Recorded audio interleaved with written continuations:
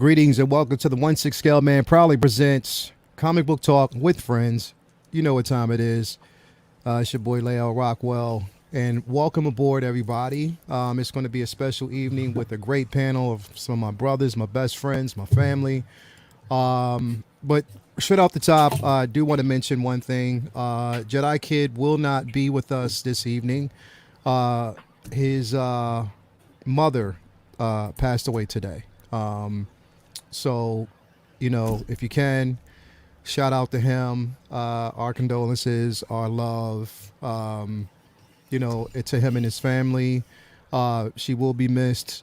She's resting in holy company right now. And, we want to make sure that, that's, basically justified right off the top. So, yeah, shout out to Jedi Kid. Again, hashtag, Jedi Kid, or rest in peace to his mother, and our condolences. We want to show him our love and let him know that we're here for him. So this show, as always, is dedicated to him and his family, and everything that he continues to bring to this show, his presence alone. He's one of us always. The show wouldn't be what it is without him. But our prayers and condolences to him. I just wanted to kind of say that off the top. So if he ever needs anything, and just send your prayers, and if you follow him on Instagram, if you follow him on Facebook, just let him know that we do appreciate him and all he does for this community. So just wanted to say that off the top. But again, everybody, welcome to Comic Book Talk with Friends. It's going to be a very eventful evening. And again, I have my family here, people who I love and respect. And yes, let's jump into it. Fellas, what's going on with y'all tonight? What's up, Leo? Guys, what's going on? Definitely, man. Hey, speaking of family, I have my cousin on the show with me. He is road tripping with the Rudes. My man Corey, if you haven't already followed that channel, follow that. He's an avid comic book fan as much as I am. So, deep dive, and it's good to have my family on the show with me tonight. So everybody say what up to Corey. Let's just, make sure that we do that. Road tripping with the Rules. You know what time it is. Hey, you know what? Sorry that you guys are stuck with the better looking half of Road Tripping with the Rules tonight.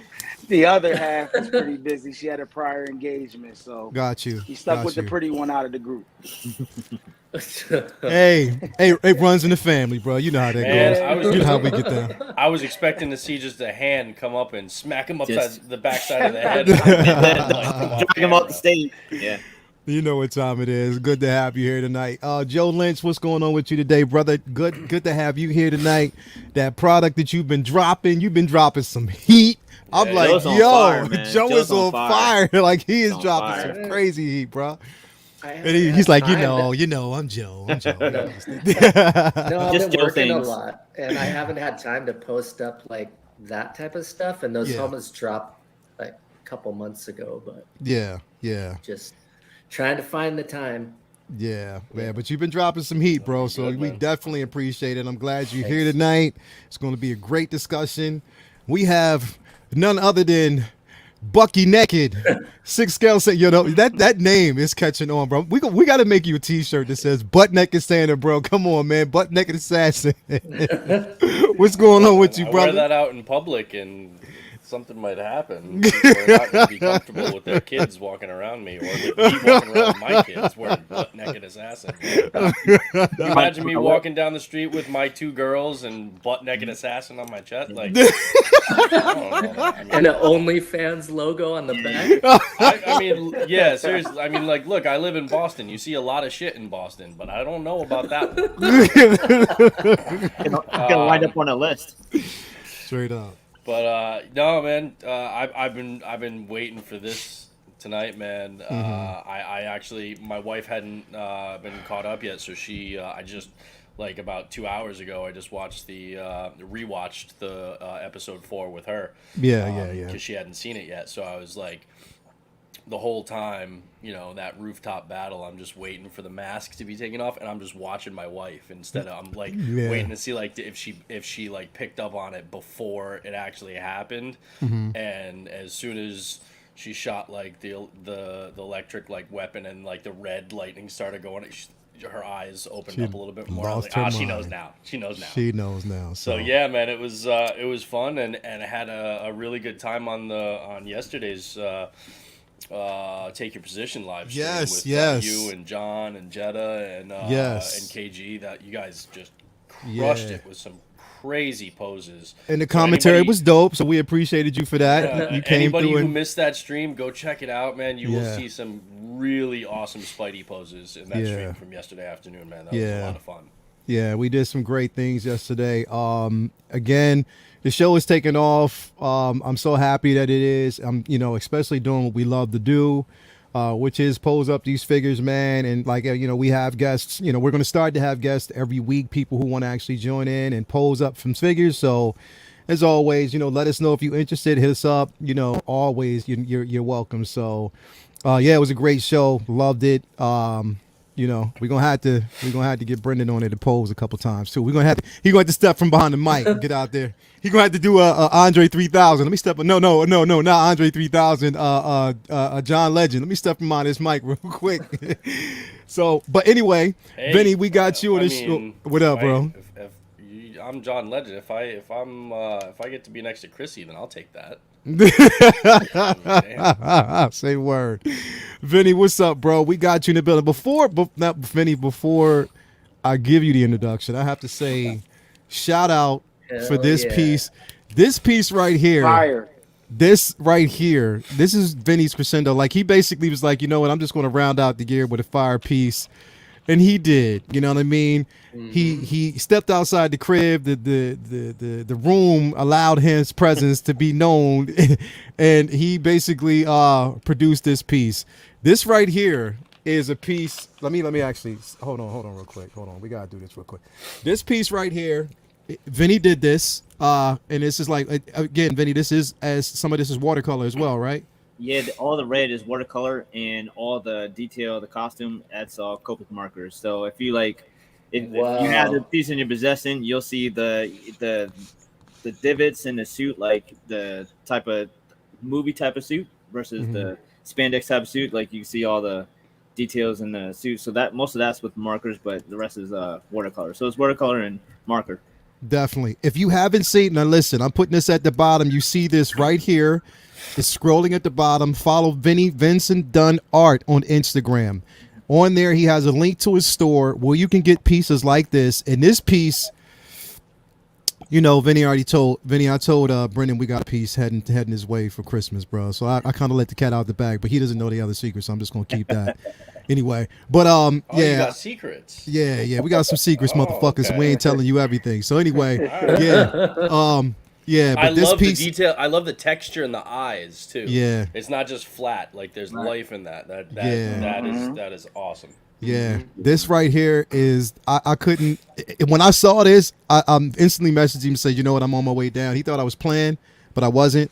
I came down yesterday. We came through, got a couple pieces. So yeah, I mean, fire. Again, if you haven't already, follow Vincent Dunn Art. I'm gonna put another piece up pretty much towards the end of the show, because he had another piece, a special piece up there. But yeah, and this is Vinnie's signature. So I'm gonna try to get like an animated logo for that. So and guys, when you're going through those long dry spells, those stretches where Hot Toys isn't dropping anything, and you're like, I'm going nuts. Art prints are a nice way to jump in there and so fill that void. Christmas is right around the corner. Anybody who's in the chat, just mention it in the comments if you go onto the store, or hit me up on DMs on Instagram, and I'll hook you up and make sure you get a big discount. And definitely, I appreciate all the love. It's definitely a long time passion of mine. I've always grown up being a fan of art and writing and all that kind of stuff. So it's amazing to be able to give back. And had an art show over the weekend, local show with local artists, and it was really cool seeing stuff in the community. A lot of times I go and tour on combo conventions and stuff that are out of town, so it's cool having something in town. Like, it's a small big city, so it's cool to have some local support, and always great to talk with other artists and fans, and don't go to art.com and get something for your wall that is just mass produced. Buy from somebody Yes. put Yes. some food on their table, and just do Speaking of other artists, apparently Luminara in the chat is an art teacher, and she approves of your artwork. She says so. Yes, There you Luminar. go. Shout out to Luminar, man. Shout out to. Speaking of Luminar, let me actually jump in the Mike. chat real quick and address everybody who's actually here with us tonight. We got Lynch Design, man. He's everywhere. We got Lynch Design in the building. We got Mike Fiala, Max Geekdom's in the building. Philip the Fool, Ray C. We got my man Max Geekdom. Let me see here. We got Malachi Mabane, Luminar is in the building. Thank you for coming through. Derek Sandoval. We got let's see here. Single songwriters in the building, man. My guy. Yep. Thank you for coming through. Who else we got here? Spice Runners in the building. DK Tobar is in the building. Who else got? Linda's in here. Thank you for coming through. William Owens, thank you for being here. Let's see here. We got we got a couple fellas up in this joint. We got Harry Fox is up in here. SpongeBob SquareBalls is up in the building. I was waiting until he got to that one. That's some funny shit. Avengers Assembles up in the building. Thank you for that, man. Bob Dylan, as always, bro. Thank you for the love, man. Always being here. Let's see here. We got the Ben Cave in the building. Yeah, man. We got quite a few heads up in here, bro. Like I said, this is like we wanted. K Carter 27. Thank you for coming through. Joey Dahl, thank you for coming through, man. Let's see here. Unstoppable, thank you for coming through here, as always, man. Ninja Squirrel 30, thank you for coming through. Genta, thank you for being here, man. Let's just say we got a packed crowd here. We got 63 in here watching right now. That number's going to continue to go up, as always. So thank you for the love. Right. DVS, thank you for Make being sure here. y'all hit that like. Exactly. Hit the like, subscribe, and shares. Always prepared for some next stuff. We got Emilio Lopez in here. We got my baby in the building. Latoya T with the small baby nose. Thank you for coming through. She's going to whoop my ass when I'm done for saying that. I'm just letting you know that right now. She is. I'm just waiting for that to come through. It's going to happen. But anyway, she's going to be waiting at the top of the stairs when he comes up after this. Yep. You already know how it's going to go down. But you know what? I'm just not going to say too much more, man. We going to dive right in with this image right here. That's it. We're going to dive in with this image right here first, right off the top. Again, this is spoiler talk tonight. So if you haven't seen the show, you don't want to be here. But if you have seen the show, this is where you want to be. And this is how we're going to actually start it off. Lynch, this right here, boy, when you saw this, now here's the thing.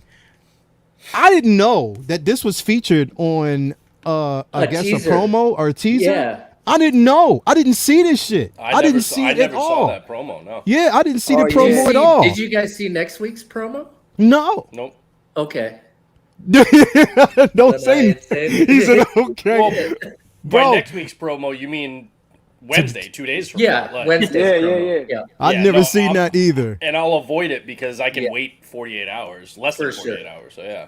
Yo, listen, it's like somebody Vinnie the world when it came to my eyes because I couldn't see nothing. I didn't know what was coming down. So Vinnie he made a call. But bro. As soon as I saw this in the promo, I was like, oh, she's all covered up. Night vision goggles. I bet that's Elena. Yeah. And sure enough, it's like the only questions I have is did she find Clint because of what happened at the end of the Black Widow movie, or did somebody hire her in to come in? But I got my speculations about that big time, bro. But maybe, because we know that Kate's mom called somebody. We don't know who.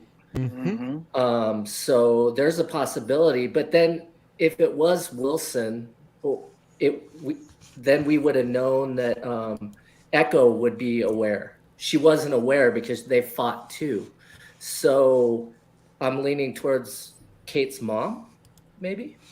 But, I mean, I was wrong about the swordsman, so we'll see.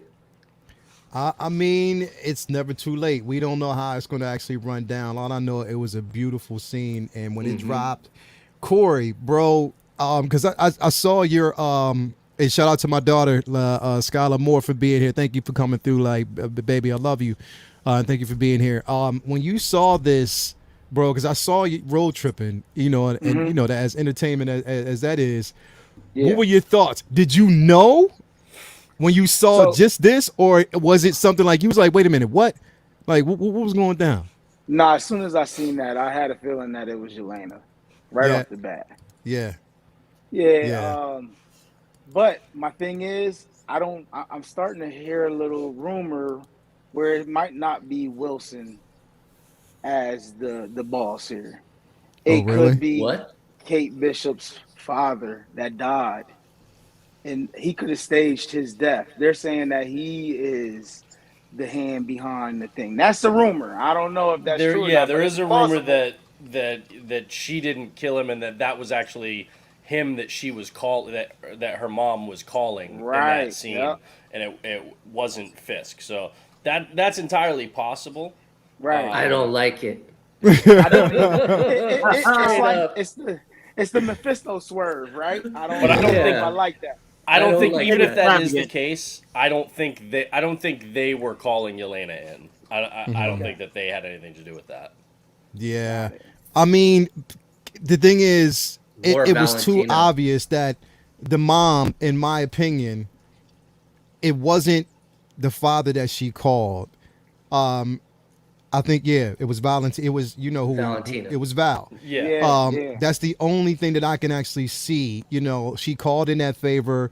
Val didn't consider it, and also it was rumors that this is all taking place at the same time that Yelena was visiting her sister's gravesite.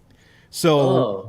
they're saying that she could have actually gotten a call before then, and that's when she went to Yelena and told her what she told her. You know what I Oh. mean? So okay, that's yeah, that's that, and I can see if something like that, then that would add up, and it would basically make so much sense. yeah. Now, there was only one thing about this episode that I did not like. Me too. I'm sure.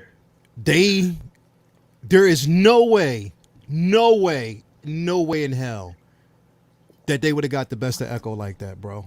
No way in hell. Dude, Kate would have No way in died. hell. Kate would have No died. way in She hell. didn't. Kate, Echo would have not missed with that knife that she threw at her Nah, head. Yeah, fam. I don't think Echo missed. I don't think I think she threw it exactly where she meant to throw it. I don't think she As was a trying to warning. kill Kate. Yeah, I don't think she was trying to kill Kate because I think Echo was gonna want answers like that. yeah. I think Echo was pulling punches because she didn't know. She wanted to know what they were in there for, and she wanted to know what they found. And remember, she still wants them alive because she still wants Ronan. And she thinks that Kate and Hawkeye are her best bet at finding that out. So I think Echo was pulling her punches because she wasn't trying to kill them. Yeah. And then she was thrown off by this other person in there being Yelena, who she didn't know who that was. Right. So I don't think you could, because if you look at it, she didn't have the same intensity in her eyes that when she was fighting Hawkeye in that. Baby, in you're that not first supposed to one. be agreeing with him. Don't agree with She him. Don't do knows that. what's up. She knows. So, yeah. So I don't think this was a thing where they made Echo weak. I think this was a thing where they made Echo controlled. She 'Cause I was- wasn't- because you look at and then when she took that arrow in the shoulder, I mean, she Yeah. barely even flinched, and then she just yanked it out. Like she could have gone hard on She that. could have Berserker, caught yeah. that. It wasn't. It wasn't. But and I think the other part of that too is that there was other intent in that scene that it wasn't about showing. The fight was badass, but it wasn't about showing how tough she Echo is. was. That fight was. If you go back and you peel away the layers of that, all right, one of the most beautiful parts of that is when Kate gets thrown over the side. Okay. Now, I think Hawkeye had a little too much faith in the strength of those string lights that they were gonna slow down her fall enough Yeah, from that was 3 not feet. very nice. That was Yeah. that was a bit of a risky move there, but okay, Yeah. we'll give it to you. Yeah. All right. Yeah. But if you go back and you watch, or more importantly, if you listen, when she goes over the side and he's looking down and he sees her and she says, like, pull me up, and in which he couldn't do with Nat. All right. Right. If you listen, the music, the score is the same music that was playing on Black Widow. Vormir in Yeah. Endgame Yeah. when Yeah. they Yeah. went over the side of the mountain, the side of the cliff, and Yeah. Nat was about to fall to her death.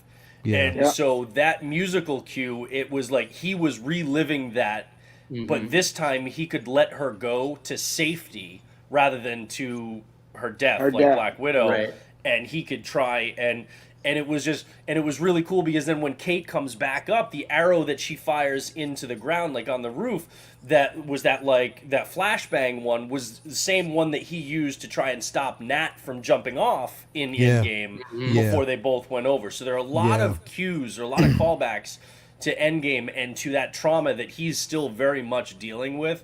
And I think that's more what this was about. It was about him reliving that and making him even more reticent to have Kate involved in this because he doesn't want her Her to get death hurt. on his hands Yep. and Yeah. on his head the way he still feels the weight of Nat's death. And Yeah. so I think that's more what that scene was about and less about the actual fight. As good as the Yeah. fight was. Yeah. Yeah. Vinny, what did you think when you saw it, bro? Like when you, I mean, I'm trying to live vicariously through you, bro. So like, what did you impression say? was that there's a crossover with Splinter Cell. So and we're gonna I don't know that she really needed it. Like everybody else was able to see fine without him, so I'm not really sure. But I mean, you obviously had to have that reveal, so she had to be wearing some kind of mask. It was awesome. I mean, obviously, there was the issue you had with Echo, having to perform the way she did, and there was a lot of suspension of disbelief you had to have with this scene, so that way everybody could get their stuff off. Yeah. Because these are at least three to four people who should be able to instantly murder any one of each other if taken by surprise, and they were virtually all taken by surprise, yet still live to have a big brawl. Like Yelena should have been able to kill Hawkeye if she was actually trying to assassinate him. He wasn't paying attention to her. Yeah. So she was pulling punches too. Yelena wasn't trying to kill him. Right. She made an Right. entrance. She wasn't trying to take him out. Right. You know that because we assume that, but I mean, in the context of the episode, it seemed as if she was. So a lot of the fight you had to just kind of make up your own assumptions that they're just feeling each other out, which in this world you wouldn't usually feel each other out in a real life combat scenario. You would be trying to kill one another, which is obviously not going to happen with so much of the show left to go and major characters who probably none will die. But it was still awesome to see them all throw down, and I love the suspense of like that it was Kate in the apartment and not him, and he had to handle that up on top. The way it was shot, the way it was orchestrated, it was like really clever way to get everybody involved and get everybody's stuff off, so to speak, so that way they could all show their movesets and stuff like that, where without really progressing the story too much, because it was more about the reveal and having a quick sub fight, not their final fight, just a interaction that is going to set up a true showdown later. But obviously cool seeing her in there. We all kind of assumed, of course, that she was going to be in the episode at some point, considering she was, it's one of those things where knowing too much about the show, it does kind of hurt. Like knowing that how many episodes the actor is going to be in the show, like that means that what they're going to be in. Yeah, we knew she was going to be in this one, even for just a little bit. Right. So it kind of takes away from that a little bit, but it still was very cool to to see her and like get her into the mix. It's getting a little crowded, so I'm not sure how well they can keep up the pace of all this stuff that's going on. It seems kind of overwhelming of a week for Clint. It's almost a little humorous how much shit, like there's no way this dude is getting home by Christmas. It's crazy. Yeah.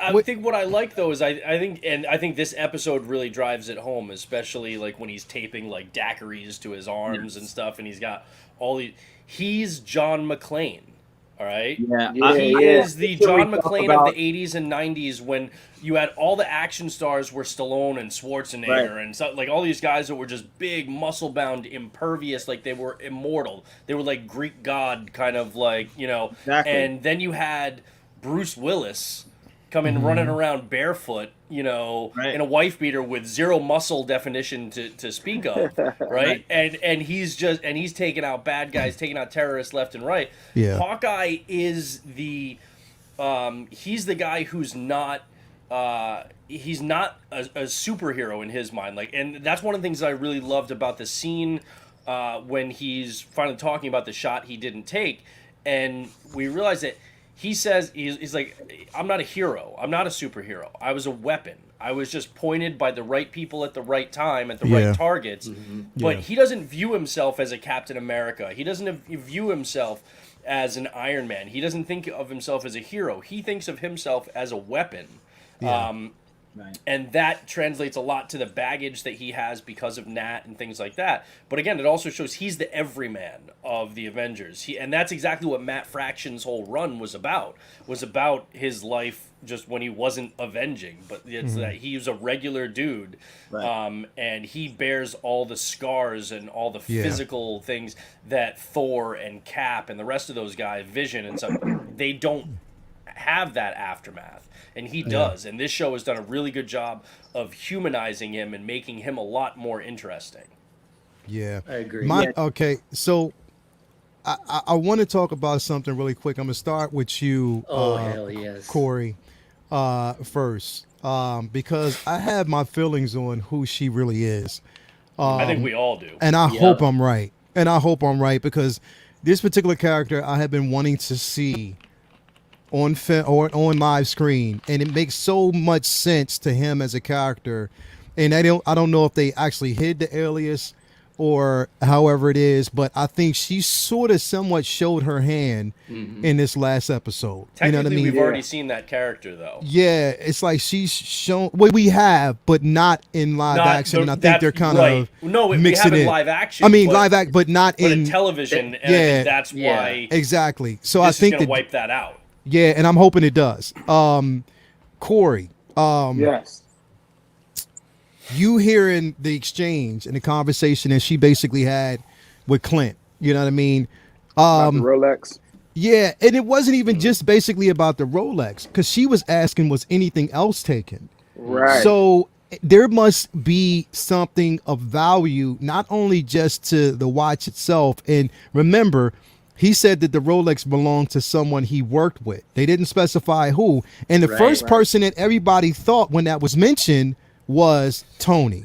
It had to be either Tony. That's the first person that people, and I hope that was a misdirect. I hope basically that it has something to do. So when she's asking that question, she's asking it specifically for a reason. I'm just going to say it right off the top.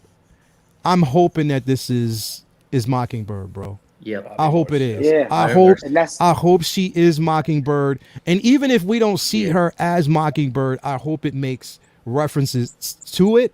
I hope she gets that do, because again, I've always wanted to basically see that camaraderie between, you know what I mean? That's what we've known. That's the history that we've actually seen with this particular character. He's had a history of this, you know, being with this character. You know, anyone who knows that, you know, which the thing is, it's like crazy that we're seeing this, because maybe it's not. Maybe we'll actually get that, because remember, she made her reappearance in Secret Invasions. You know what I mean?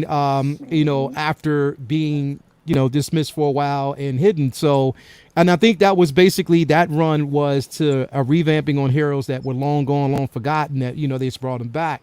But I don't know if they're going to actually go down that road. But if they introduce her here as Mockingbird, yo, that would be crazy. Corey, what did you think, bro, when you heard, you know, that exchange between her and Clint? Once I seen her talking to Clint, first of all, she's speaking German. They speak a little German on the phone, so that tells me that they've worked together before on something previously. So I'm excited to see where it goes. Hopefully she can make an appearance in her uniform or her outfit or whatever you want to call it before the end of this series, because I think she's going to show up and bail him out. because the kids are worried about where Yeah. he's at. Is he going to be home? And mom's going to have to take off and probably save him. Whoa. Whoa. I mean, that's and Max Geetham, you bring up a very important point, bro. P.S. Mockingbird Bobby is not canon anymore. So who knows? You know, shout out to also SpongeBob. You do it. He does it because he wants me to say it. SpongeBob Square Balls. Thank you for the $4.99 super chat. I'm wondering why Ronan's outfit and sword was found in the Avengers compound. Me too.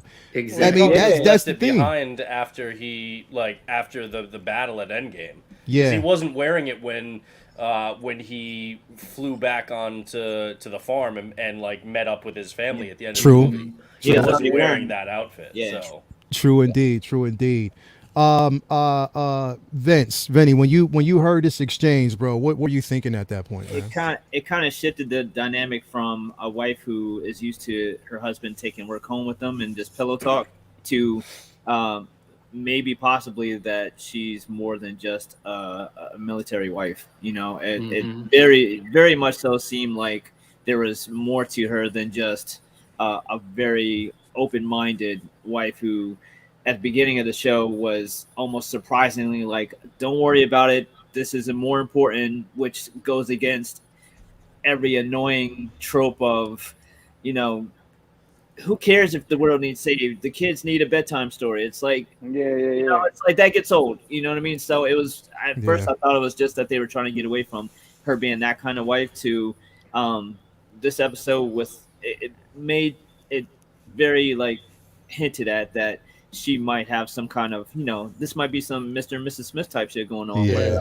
You know, they have some secret life away from their kids. I don't know if they're gonna go that far, but if they That would be so dope. That would be so dope. man. If they do go the Mockingbird route, I'd be cool. Even if she was like a retired one, even if she's not coming out of retirement, just to add layers to the world that Marvel is building, right? Like, who says every single hero has to be something that is about to start and take off? Why not have heroes that are already done in the past, like Hank Pym? Like, this adds depth to that world if she's retired. That could mean that down the line, there could be, you know, a series that, you know, is developed or hinted at least on what she did in the past. Yeah. We already got some of that with Isaiah in Falcon and the Winter Soldier. Yeah, we did. Right. Hank and Isaiah, like there's crumbs of stuff that these heroes have done over the course of time. So I like that not everything that they're trying to do is all like, here's what's coming. Some of it is like, look, this world isn't just starting. Yeah. They have to do that to introduce the mutants, because you got to know the mutants are already here. Yeah. So they're starting to start that little breadcrumbs of, hey, these people were already here. Exactly. Definitely. Brendan, which I take it Skylar, Uncle I'm so proud of her. Uncle Brendan is proud of you right now. I'm so proud of her. I really am. But nah, when you bro, you almost had that Native American tear in your eye. I see that right there it is. Love to see it. Love to see it. But yeah, when you saw this exchange, what were your thoughts, bro? The first thing was when he the first thing was actually earlier an earlier episode where he mentions the tracksuit mafia and she's like, oh, those idiots. All right, she didn't flinch, and it wasn't like, oh, I'm dealing with some like just some thugs, some bad guys. Like, she knew specifically who they were. And she also was not worried in the least. There was no that nervous wife like, oh, I'm afraid. It's like, she's like, all right, and I'm gonna do a Nat special. She knew he was gonna let himself get captured by them and interrogated by them, so he could get, like, she knew the playbook. Yeah. Okay. Yeah. So that was a hint earlier on, but then in this episode, when he texts her and he's like, can you look into Sloan Ltd for me? It's like, no She's capable. spy, no shield agent just texts their wife and be like, "Hey, can you just Google Sloan LTD?" Right. and you know, so Exactly. clearly she was going to be able to access information that he couldn't just Google on his phone. Right. Right. So then you're like, how does his wife know how to do that? Right. So. And in Age of Ultron, when we were first introduced to her, it was more, we were more led to believe that Fury set up this off the grid life for them to Yeah. protect his family from anybody who might seek retribution because of who he was. Yeah. Right. Okay. Yeah. But we realize there's a very strong likelihood that it's more who she is. And some things that she's had to deal with in her past that she did with S.H.I.E.L.D. as Bobby Morse, a.k.a. Mockingbird. Right. And I love that. I think that's really, really cool. It brings in Hawkeye's past and the comics that we know. Now, I think this has some implications for what we've seen in Marvel television in the past several years. Because remember, we did see Bobby Morse, aka Mockingbird, on the Agents of S.H.I.E.L.D. television show. Yeah. Okay? Yeah. Now, completely different actor, completely different take on the character. I think what this, because if you remember, you know, back in the day, even though it was like his like nephew or whatever that was kind of like running Agents of S.H.I.E.L.D., Joss Whedon had said, like, to him, Coulson was dead. Coulson never came back. All right? Now, remember, Feige and Jeff Loeb did not get along, but Feige liked what Netflix was doing. He was not a fan of, like, Agents of S.H.I.E.L.D. and that stuff. ABC. So I think what this is setting up is that Coulson died and stayed dead in the MCU. And Agents of S.H.I.E.L.D. is in one of the other multiverses, okay? And that iteration of Mockingbird is not canon for this universe that we're It's in a different universe, yeah. right? Yep. And so in that universe, Coulson did come back and went on to do everything that happened in Agents of S.H.I.E.L.D., and there was that version of Mockingbird. But in this main MCU, the Netflix stuff is present, but that iteration of Mockingbird is not there, and Bobby Morse was dead. I mean, sorry, Coulson stayed dead. Coulson was after gone, yeah. the first Avengers movie. So I think that's what we're looking at. That 99.9%, that's what I'm thinking this is. I think the Watch, yes, it is protecting her identity, and that's what we're going at. There's this 1%, like, kind of pie in the sky. If that wasn't the case, then something that I was thinking about. And it would take a couple of leaps to get there, but given the fact that they're bringing in Charlie Cox and they're bringing in Vincent D'Onofrio and stuff, the one kind of thing I was like, well, it could tie in because of Echo and everything. If they then said somehow that Hawkeye, maybe during the blip as Ronin or whatever, or back in the day, you know, came across Daredevil, and maybe this was somehow something that revealed his identity, and maybe Kingpin was after that, or maybe, or you know, or something of that ilk. Now, this is like a way out of left field. I don't think this is the case, but I thought of this as a possibility, an alternative to the Mockingbird angle, if the Mockingbird thing is kind of a misdirect and they're trying to hit us with a big surprise. Because that would be a kind of cool way, because then it brings in Echo. She's trying to get something to give to Fisk that reveals Daredevil's identity, and maybe Ronin and Daredevil, who also have crossed paths in you know, in the comics, have some sort of connection. Maybe that it's an old style Rolex, like vintage Rolex. Maybe that was Batlin Jack Murdoch's. You know, maybe it has some type of, I don't know. Some connection That's just there. a kind of like, because I'm a big Daredevil fan, that it just got me thinking about a fun what if. I don't think that's really going to be the case, but if it does, I'm fucking awesome. Just It'd be saying. incredible. But yeah, but like it's just one of those fun. It's like we're most likely certain that this is what it's going to be, but if not, what are some other possibilities? And that was one that leapt to mind, just because we see them really starting to carve out this swath of the MCU for Daredevil and Vincent D'Onofrio as Kingpin and Echo to all fit in. So that jumped to my mind initially. But either way, I'm gonna be super happy with it because I like the direction that they're going in. I like this exchange that I just saw just now. One Punch Man was like, the name of season finale is To Kill a Mockingbird.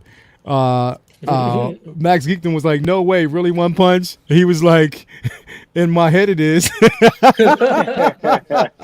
I love that, bro. I love this community. It's believe crazy. everything you hear on the internet. Yo, that is crazy, bro. I love that. I love that. That was like, that was magical, bro. Shout out to SpongeBob SquareBalls. What would you guys think? What would be your like crazy if it wasn't Mockingbird? Like, what would you just pull out? Like, hold on. Let me actually. SpongeBob SquareBall said with the $4.99 super chat. Well, in what universe would we find Inhumans? They would be from the negative zone. Where I was just gonna say negative zone because everything there is antimatter. They don't matter. Yeah, that's definitely true. You know what? To be quite honest, and if I sneak first, Lynch, I'm gonna let you go, bro, because it's interesting to see what you felt about this exchange, man. How the fuck do you follow up buck naked? After something like that. Well, I mean, look, you can still contribute. He laid it all out, but yeah, it was very apparent that Clint's wife was very capable, and she had access, and it just clicked with me. Obviously, she's got SHIELD training. Mm-hmm. And then you think back to what Tony said when he first saw their house. When Tony goes into their house, he goes, "This is all fake."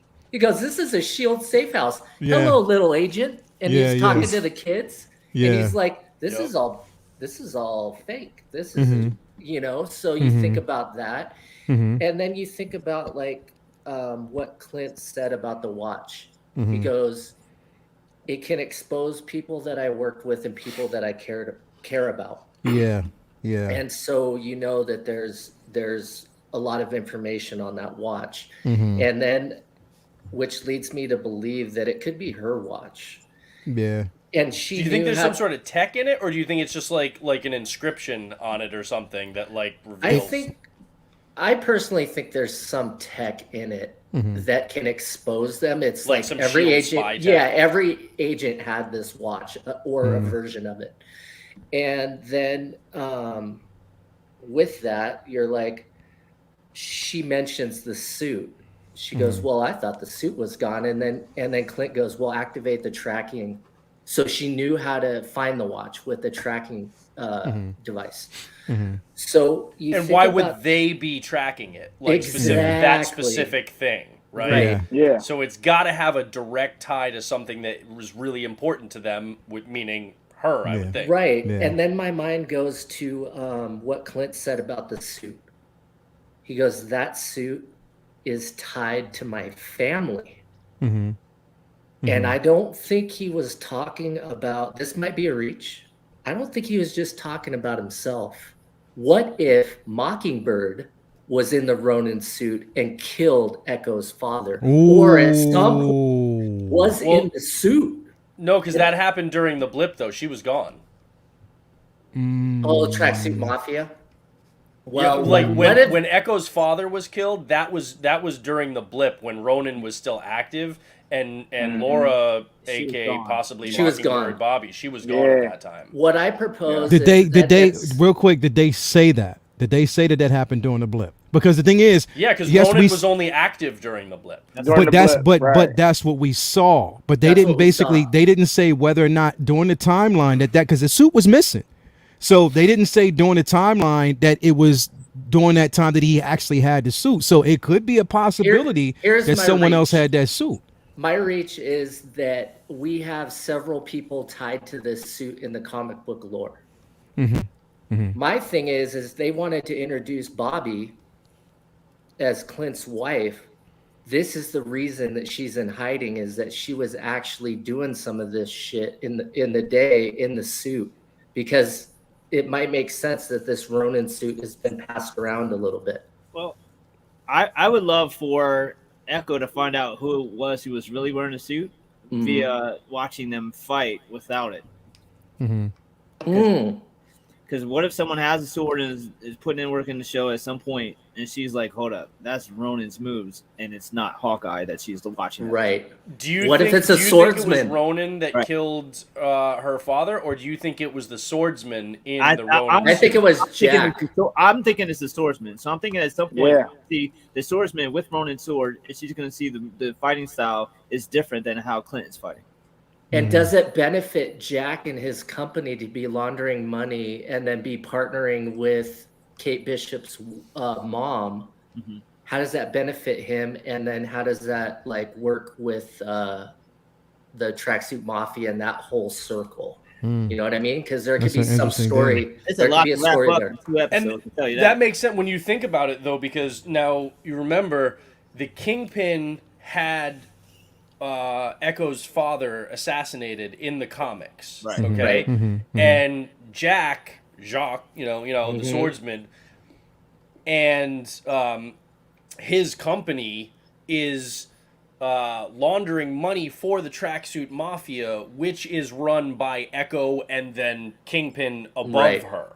So he's essentially a stooge for Kingpin right now. So it might turn out that he's the assassin, just like in the comics that he had an assassin kill Echo's father. Right. That Jacques is the assassin that he used to kill Echo's father in this, and that comes out to be. So we still don't know if Jacques is going to be that kind of like, not as villainous as we thought maybe he was, and it was more the mother, or now if maybe the mother's secret is that they faked the father's death or something, and maybe he's not a mastermind, but he is still a bad guy, and he's the assassin that killed, which then kind of flips the whole thing about who killed Armand. Now you I'm know what I starting to thought think about? maybe it wasn't her. You know what I thought right. about though? There's one particular character that could tie all this together and could actually bring Daredevil into the fold, and we haven't really mentioned him yet. Foggy. Hmm? No, go ahead. No, it wouldn't be Foggy. I know I'm just playing. Go ahead. What if, and this is Bullseye? not a stretch, it's not a stretch. It's not a stretch. What if it was Bullseye, bro? It's not a stretch. Yeah. It's not a stretch. And it's not saying it is, but I'm Yeah. saying it's not a stretch that it wasn't. It's not a stretch to say it wasn't. If it was basically to say that he did it and wanted to put blood on somebody else's hands, it's not a stretch to say that it didn't, that it wasn't. You know what I mean? So there's some merit to that. Like, initially I'm resistant to it because I'm like, but the methods of killing have not been Bullseye's MO. Right. In as far as like Jacques getting, killed with a sword, Echo's father getting killed with a sword.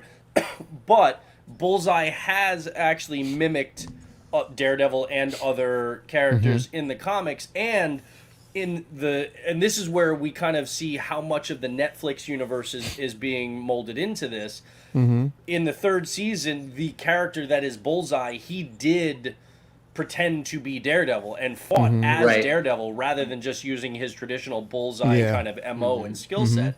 So, and Bullseye is actually one of the best hand-to-hand combat skilled fighters in Marvel Comics. People more just know him as like, the Throw stuff guy. Bullseye, the marksman, but he actually is a very skilled hand-to-hand combat guy. So, and remember, he did at one point. He did steal the yellow suit. He did.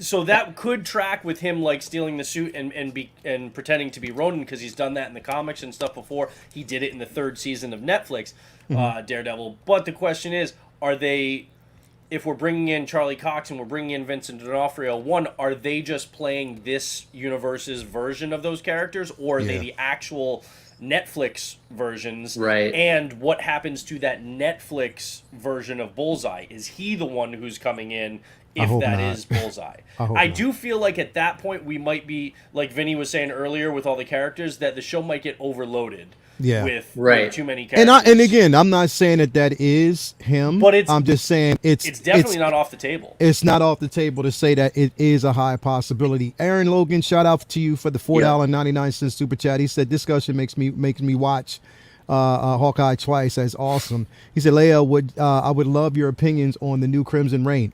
I want you to ask me that question on Monday. Remember this, Aaron Logan. I want you to ask me that question on Monday because it's really, really cool that you asked me that question. So you're thinking ahead. Just ask me that question on Monday. Remember that question you asked me, and Aaron, I want you to ask me that same question next Monday. But yeah, I love Bullseye. Oh my God, bro, I love Bullseye, Adamantium man. skeleton. Yeah, love it, bro, love it, dude. Now my next thing is though, and I'm gonna start with you, Corey, again. With I got to, bro, because come on, you've been watching this very closely as well. I'm trying to figure out what the hell is going on with these two, bro. Like literally, what the hell? Like there's so many different angles. There's so many different things that are going on right now that you look at it and you look at him and he plays it so well. This looks like a shot out of a Tim Burton movie. Yeah, looks like so awkward. The dress, like everything. It's just. He plays it so well, and we know he's the swordsman. We already know it's him, but he's playing this. But here's the thing, though. We got to also remember that the swordsman is an anti-hero. At one point, was an Avenger, was a walk-on Avenger. So you got to keep in mind that he's not really completely an evil guy. He has certain intentions that are extremely good. But his ties to Eleanor, that's the thing that I'm trying to basically figure out. Corey, what do you, like, even the conversation that they were having, and before Eleanor had it was interesting because knowing the history that the swordsman has with Clint, and I guess they're playing it a totally different way in this scene, or are they? We don't know. But the thing is, it's like the exchange between them two and Hawkeye and Kate.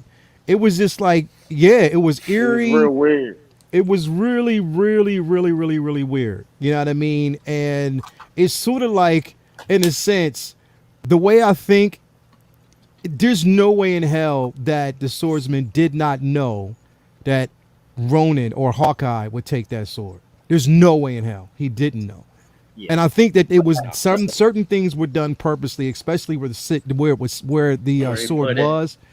Yeah, I think that everything was strategically done. But what did you think about that exchange at the dinner table with all of them, bro? I thought it was really weird. Like Swordsman and Kate's mom dancing in front of her. Like she told her, like, yo, you don't even dance. So they're being hella weird. Yeah. For Hawkeye to walk out of there and swipe that sword without him noticing, that's kind of, I don't know, like it's intentional.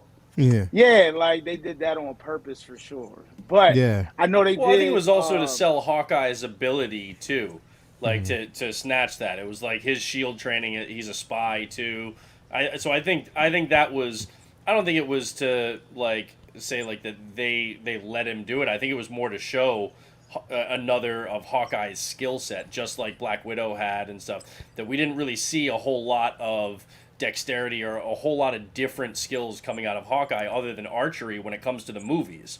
It wasn't until this show that we started seeing a little bit more of his stealth and his ability. It's really weird he even had it out. Like, why would you have it out? But see, that's my thing. And this is why I'm saying this for a specific reason.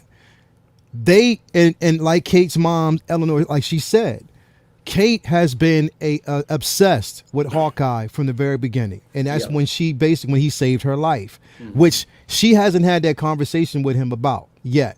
But she stated that. Now, that sword was placed in a spot where visibly he could take it, and they knew it. Not saying that they knew he would, but it's a simple fact that it was taken. He was there for a specific reason. And when he first walked in, when Hawkeye first walked in the house, he said, "Yo, it's a lot of swords in here." Exactly, right? So this is what I'm saying. Well, he is the swordsman. Yeah, but he is the swordsman. Right. But at that time, Hawkeye didn't, but my point, he didn't know that. But this is my point, though. He takes the sword. They have the conversation at the door. She says, "Can you leave her out of it?" And he's like, he can't really make that promise. He leaves. She makes a call. How do we know that sword wasn't, basically taken with a tracer on it? How do we know? Right. Because basically Yelena found him, not saying that she can't track him, but she found him. So how do we know that it wasn't done that way? We don't know. I don't think that, I think Yelena as a Black Widow, she can find people when she needs to. So I don't think that's like, as far as there being a tracker or them letting him take it. I think we're going to. I think that's reading a little too much into it. Me personally, I think this just shows another skill in Hawkeye's quiver. To be, Being able to swipe. this is just another element of what he can do when he's doing his street level stuff. I don't think this was like a big thing, And as far as like why was that sword right there, and that's the one that he used to, I think it's just because it's Hawkeye, it's Ronin's sword, and so it makes more sense, as a tie-in character-wise for him to hold his own sword next to, up to his throat when he walks in, because that's the one that he wants to take out of there anyway, rather than it was another sword and then he randomly just happens to see the the Ronin sword in there and takes it. And I get that, but hear me out here. Remember what she said to him at the door about Widow. She knew. She knew the death the world of knows Widow. about Yeah, Matt dying. but at the same time, bro, he was wearing the sword. He had the sword with him at that time. Yeah, in his hand. And he had the sword with him there. So this is what I'm saying. Yeah, I'm not saying he had it tucked in his jacket. exactly. Yeah. So, but no. I'm talking about the simple fact that the world knew about that scene, but also the world knew in a sense that around that time, that costume was being worn and that sword was around. So this is what I'm saying. Like they were in the same vicinity. She knew about that whole situation between Clint and how Widow died. So what I'm saying is it's not out of the realm of possibility. You mean her mom? The mom did. She knows. She had that conversation. I don't think she has as much information about that as you think she did. You never know because she has and I'm telling you, she contacted Val, bro. So you never know. That I think is entirely reasonable. That's Val she was calling at the end. I don't think she knew the details of him holding her over the cliffside and stuff and her fall. I think she, just like the rest of the world, knows that Black Widow died to save the world. I don't think she knows specifics about how she died and that was any relation to that conversation. But I think it was just like, well, my Black Widow didn't have any powers either, and she's dead, and my daughter doesn't have powers, so I don't want her to die. But she said that specifically to Clint. She could have said that to anybody, but she said that specifically to Clint. Well, she'd only say it to one of two people. But see, you got to understand. If she's saying that to Clint, right? Clint walks out the door. She makes a suggestion that he does not involve her daughter. He said, I can't make a promise. She makes a call to Val. Why would she do so if Val didn't already inform her about the situation or about Hawkeye's involvement with Widow and everything that actually happened at that? Because she's a plethora of information. She knows a lot more than what we think. And she has access to a lot of information. So that's what I'm saying. It may not be the case, but it is not completely off the table that might be a possibility, bro. I'm telling you. She was genuinely shocked. She was genuinely shocked when she walked into that same room with Hawkeye in there. Yeah, she could just know that Hawkeye has, that she could just know if she has connection to Val, that Val has an interest in Avengers and in Hawkeye. Right. She doesn't necessarily know that Val has Yelena in her pocket, as part of this group that she's bringing together. So I think we're making some connections that I don't know are really there yet. I personally think that there's a lot more going on with Kate's mom that we are even has scratched the surface on of what she knows, what her security business does, who they work with, and the relationship between Jack and her. Is it just business? Is it more than business? What is exactly going on? Who does it benefit more? Is Jack running a scam, or is the mom actually in cahoots with Jack? And then the deal with Armand. I like the word cahoots. Good job. Yeah, what's going on with the argument with Armand and Kate's mom? What was that really about? Yeah, there's got to be something other than they just didn't like each other. Yeah, there's because there has to be a reason why he's dead. Right. I think there's something deeper going on here, and I personally think how I read that was, will you leave this particular case alone, Clint? Will you just drop it? And he said, no. And then he basically said, I'll just keep your daughter safe. But how she slid in the widow comment, Mm-hmm. I think was like read between the lines, motherfucker. Like, yo, I know some shit. And That's She what I'm also saying. didn't just say That's what I'm leave my saying. daughter out of it. She Exactly. She didn't just say, "Hey, do whatever you're gonna do. Just leave Kate out of it." She was like, "Can you walk away from the case?" yeah, the case. Like, drop It the wasn't whole just thing. about her daughter right then. It was like the whole Yeah. thing. She wanted it dropped because she knew, like, she was like, oh shit.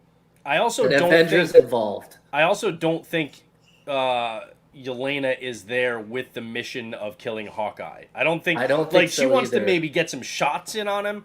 I don't think she's there to kill him. I don't think that's her main goal. I think she Valentina wants to know does not what like happened. so what? Like why would Valentina just want Hawkeye dead? You know what I mean? Right. Like I think there's a larger mission there for Yelena. I don't think Yeah. it's just she's going in there because like what just out of the goodness of her heart Valentina was like, hey, here's Hawkeye, he's the one On a who's soul responsible platter. for Nat being dead, go kill him. There's a reason why she pointed a weapon in that direction, and it's not just to kill him. Maybe they want the watch, maybe there's something deeper that we don't know about, maybe it's you know something else. It could be Maybe a a thread rev- that we only get a taste of at the very end of this show that carries into whatever content involves them next and Right. not be fully fleshed out Fleshed in this out. show. Because another thing too is they said this is a limited event series. Like this isn't like you're supposed to get like another series of Right. Hawkeye with like the this Right. is like the fraction run and that's kind of it. But like we talked about before, maybe we get a Hawkeye and Mockingbird series next. Maybe we it's revealed. Don't tease me. I don't think that's gonna happen. Yeah. But I didn't think we were gonna get an Ironheart or a She-Hulk or a Ms. Marvel. I didn't think we were gonna get a Hawkeye.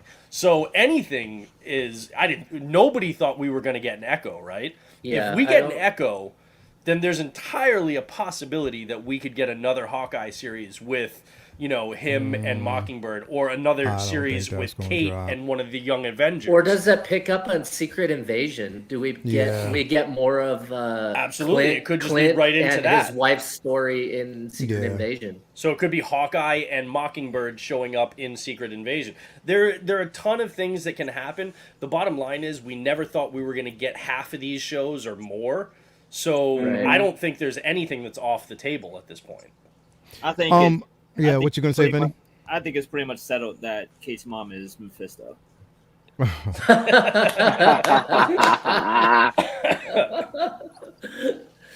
The one thing I think we have to recognize, though, and I know some people are like, well, we got all these other characters, and I just want them to focus on, Hawkeye. That's what I'm watching this show for. It's like, you have to remember, though, and I know for people who don't Breadcrumbs, read the people. books that maybe you're looking at it through a different lens, but you got to remember that all of these characters are central to the best Hawkeye stories that we've gotten in the books, right? This isn't like a, well, they're using it just as a vehicle to show. They're telling a great Hawkeye story, but they, like everything at this point, every Disney Plus show that we get at this point, and movie for that matter, you have to expect that there is going to be a large element of world building, of universe Right. or multiverse building, because they're not looking at any individual piece of content, whether it's a movie or a TV show, and thinking that this is just a vehicle for this character.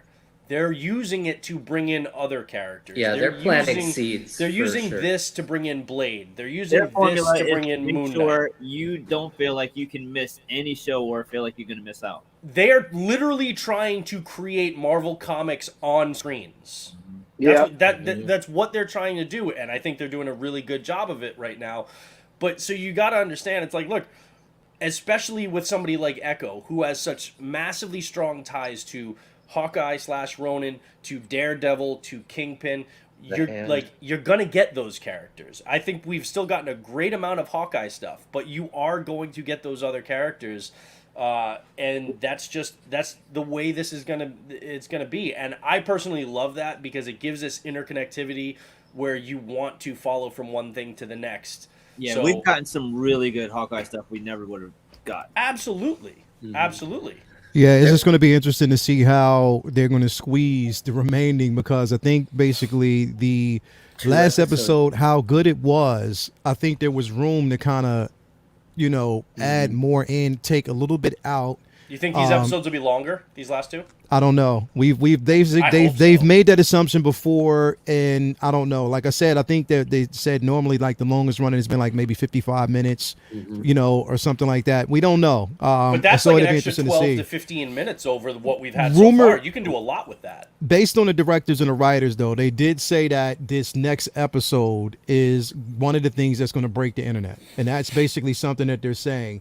It is. It can break it. Now, here's the thing. And it drops a day before Spider-Man to then break the internet again. It can break the internet in so many different ways. One is that what we basically think we're going to see, we're not going to see. Yes, we'll probably see Wilson Fisk, but it'll be a totally different actor, and that's when it'll break it, because what we expected, we're not going to expect. Right. So if that happens, It's Vincent. it's going to basically break the internet if they do something like that. I think them actually, look, we already know that right now Wilson Fisk is not off the table, and that we know that his involvement. But if they do a 52 fake out and we see that that person is in fact the father that, passed away, that's going to be a cop out in a sense, because it's just really, to me, Dude, but it's not completely off the table. And that could be something that would happen. Quicksilver. It's gonna feel like Quicksilver. Yeah. Sure. Yeah, you know what I mean? It'd be something like what we got, from WandaVision. So it'd be interesting to basically see. But back to Clint's wife, I wanted to basically make this reference because remember the conversation that Clint had with I keep forgetting his name in the car. The Russian In the dude. car. Yeah. When he basically threw out his The guy gun. with the tattoo, that's like I keep- Echo's right hand. Yeah. So basically, now mind you, Clint's wife is the one who pretty much got the information from him. Yeah. You know what I mean? And basically, like, come on, man. Like, how did you get that information? And who do you know that could get that information and break and get that, everything from him? Kazi. So that's why, Kazi, that's who it was. So that's what I'm Kazi. saying. Like, with Kazi and that interaction, and then knowing that she was there, or she's the one who got the information for Clint. I mean, I'm just intrigued by her now. I mean, this episode had me much more intrigued by her, and my hopes that we would actually see, even if they say Codename Mockingbird or something like that. Do you think back in Age of Ultron that they were just saying, we don't know if we're ever going to get to it, but if we do, she's really Mockingbird, and that's why they were like off the grid and Fury's head, like. Because we know that they've done that in the past where they didn't know if they were going to get something. Like, they didn't know if they were going to make, future movies and Avengers and stuff, but they had Sam Jackson as Nick Fury at the end of Iron Man just for fun, right? Yeah. Do you think when Joss Whedon and Kevin Feige and the rest of them were kind of coming up with the whole thing for Ultron, that they were planning that she was Mockingbird and that they just never, said it, but it was kind of like one of those things that maybe if they never got to it, 10, 15 years down the road in an interview, they'd be like, well, as a little Easter egg, that actually was Bobby Morse that was... Feige is pretty calculating. He is really calculated. And the thing is, they knew that was our first thought. When he was on the phone and, even when Cap asked and he was like, just my girlfriend. You know what I mean? So when basically he made that reference, they knew that our minds would automatically go to Bobby Morse and that we would actually think of Mockingbird. So that seed was, without being planted, it was already in the back of everybody's mind. Like, okay, that could have been, it was built in that could have actually been Mockingbird. And if if they've done that, stuff so fun though. Yeah, it does. It does. Because they connect the dots. A decade that they were sowing this little seed just to be able to make it pay off 10 years down the road. That's the kind of storytelling that we love about the comics and that we're getting on TV and in film now that you don't get. And it's super incredible that basically every, even some of the walk-ons and people that we see in the background on these shows, it impresses me because I like these faces I've known because I've seen them all walk out of Vinny's room. So when I want to ask Vinny, I love Linda Cardellini too. I love Linda Cardellini as an actress. So her as Hawkeye's wife, man, I love that. You guys remember what Clint said to Amadeus Cho's mother on the table when she was stitching him up and redoing his skin? He goes, "I don't have a girlfriend." And then All of a sudden, all of a sudden on the Yeah. plane, on the twin jet, he's like, that was just my girlfriend. yeah, you know what I mean. So, hey, I mean, I just love the puzzle pieces and how basically we go back and references to things that we they think we forgot about, and then they all of a sudden pop up again. So Because in 10 years, if I do get an Amadeus Cho by a miracle, Right. we got the reference to his mother in Age of Ultron. yeah. So what I'm gonna Which do? how many people do you think actually picked up on that with Age of Ultron? Probably Yeah. not many. That they're dude. talking about like a Hulk, like Yeah, no one, but I knew, but it's just it's those Easter eggs that you don't know if they're ever going to actually grow into something. But then like 8, 9, 10 years down the road they do, and you're like, oh my god, I can't believe they did it. Yeah, It's you're just like, it's yeah. exciting. Well, Definitely, speaking of definitely. Easter egg, when he was walking up to talk to my man in the back seat, did you see those cars that were for sale? So I was thinking that 73. I said it on my review. I was thinking that 73 was Stan Lee's car in Endgame when he was driving past the barracks. Right, right. yeah. I think that was so, a little yeah. Easter egg. Yeah. But go back and check. I haven't heard anybody talking about that, but the camera panned right there and it's kind of slowed down when it got to that 73 and it said one owner previous. So I Yeah. think that was a little Stan Lee Easter egg in that car. And that, it was a way to pay homage, which was dope, bro. I Like, love it Yeah. when they include something like another like Easter egg. This wasn't even like a visual one; it was more a conversation because it was kind of poking fun at some of the crazy shit that you get, especially back in the day in comics. But like that whole conversation about the boomerang arrows, that shit was hilarious. Like that was Yeah. a great That's scene. a The throwback. editing, the pacing, it was so funny. Yeah. It like just kept building on the relationship between Clint and Kate, which Yeah. damn, those two just have such great chemistry together. Yeah. But when they were talking about, and he was like, "Why would you want boomer? Yeah, they come They back come to you. Then back. we'd have. Yeah, they come back to you." She's like, "Well, you would dodge." It was just the way she said it, man. Yeah. I love that fucking scene. I laughed so Girl, hard. she's Yeah. such an incredible actor. So this is real quick. I'm gonna go around real quick, and then we're gonna move on to the next topic I want to talk about in the interest of time. Corey, what are your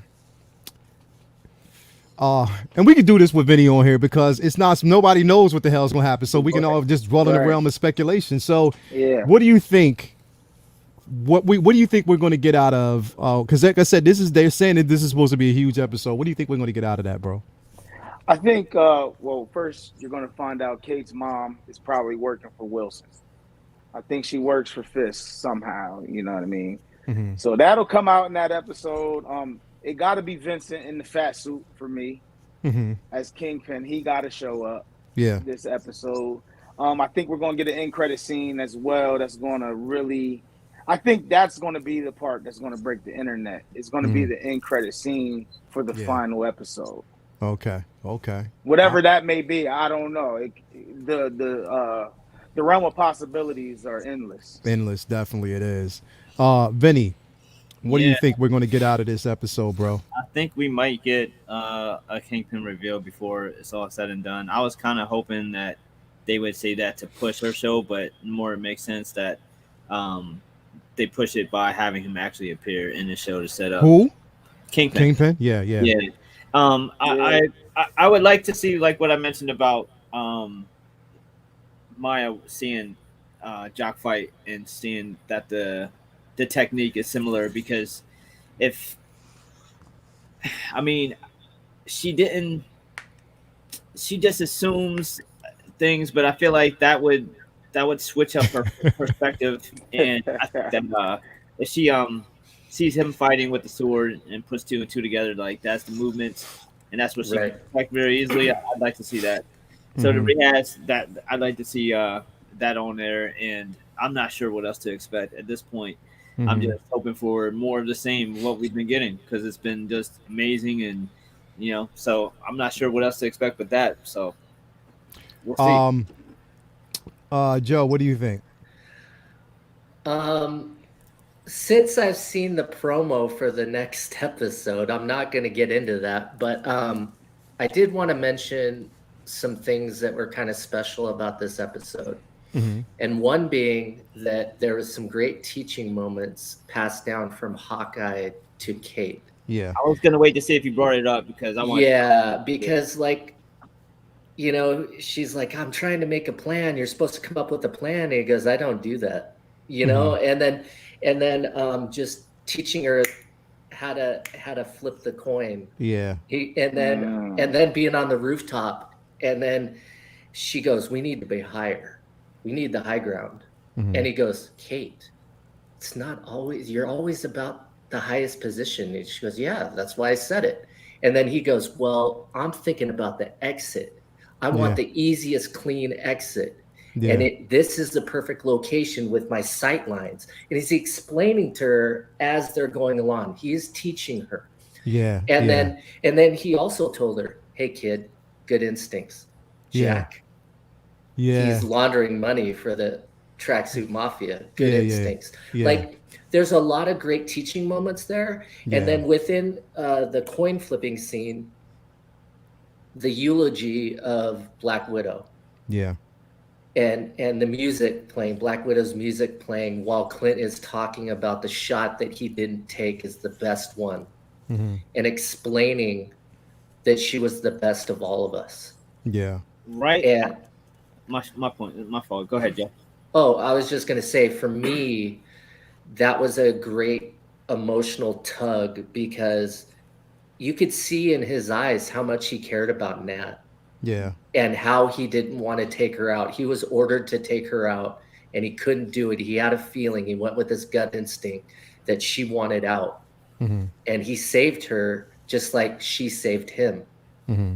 And I thought it was really great how they tied that in and how the music was playing. And it was great. I mean, I think they're going to play off of that too with Kate not taking that shot on Yelena. Yeah. I think it's the same dynamic as the Hawkeye with Black Widow.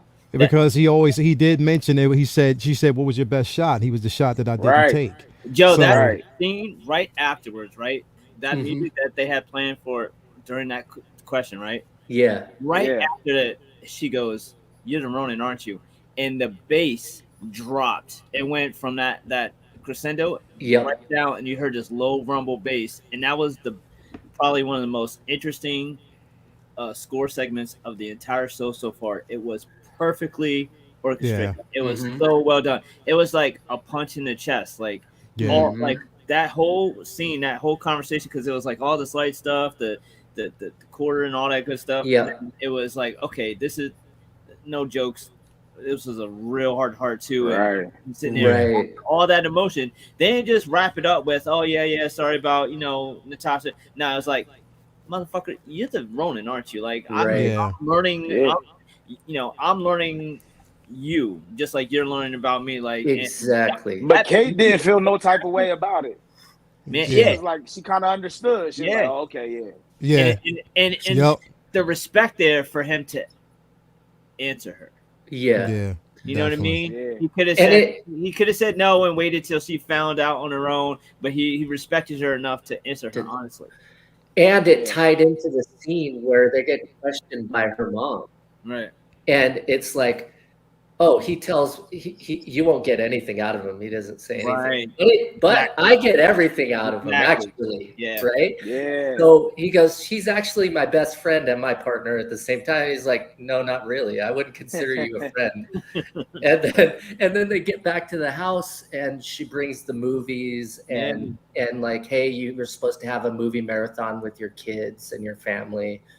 And then, it opened the door. It was another teaching moment, another connecting, like a connection. Right. Really good. Yeah, definitely. I hate that she got the shot, though. She shouldn't have got it. Yeah. That was, yeah. I mean, he's been doing within 3 tries. Yeah. Brendan, what do you think, we're going to actually get out of this? I mean, and here's the thing, despite of what we already can imagine and think is going to happen, what do you think? I think we're getting the kitchen sink, man. I think they're going balls deep in this episode. SpongeBob SquareBalls. Square ball. Square ball.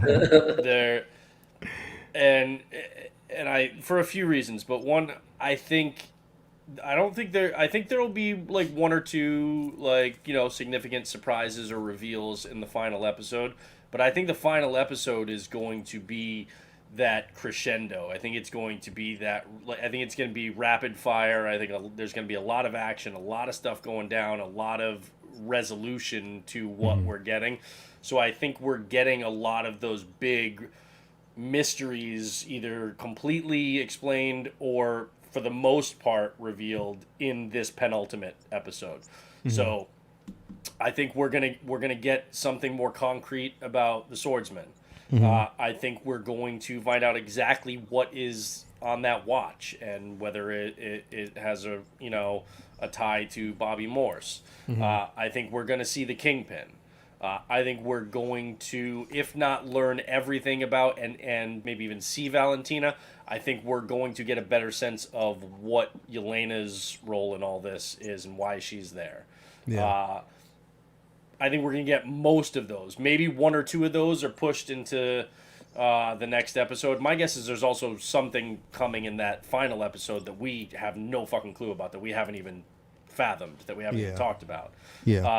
Maybe because they've kind of kept Valentina's involvement to the very tail end of everything that she's been in, whether it's a show or film, maybe that element and Yelena's real goal there is one of the things kept to the final episode.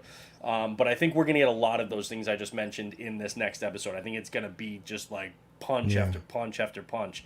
And one of the reasons why I think that, especially when it comes to Kingpin, is because I think they timed it. I don't think this is. There are no accidents when it comes to Marvel and Disney and planning out the MCU and Star Wars. There's just not. They meticulously plan these things out.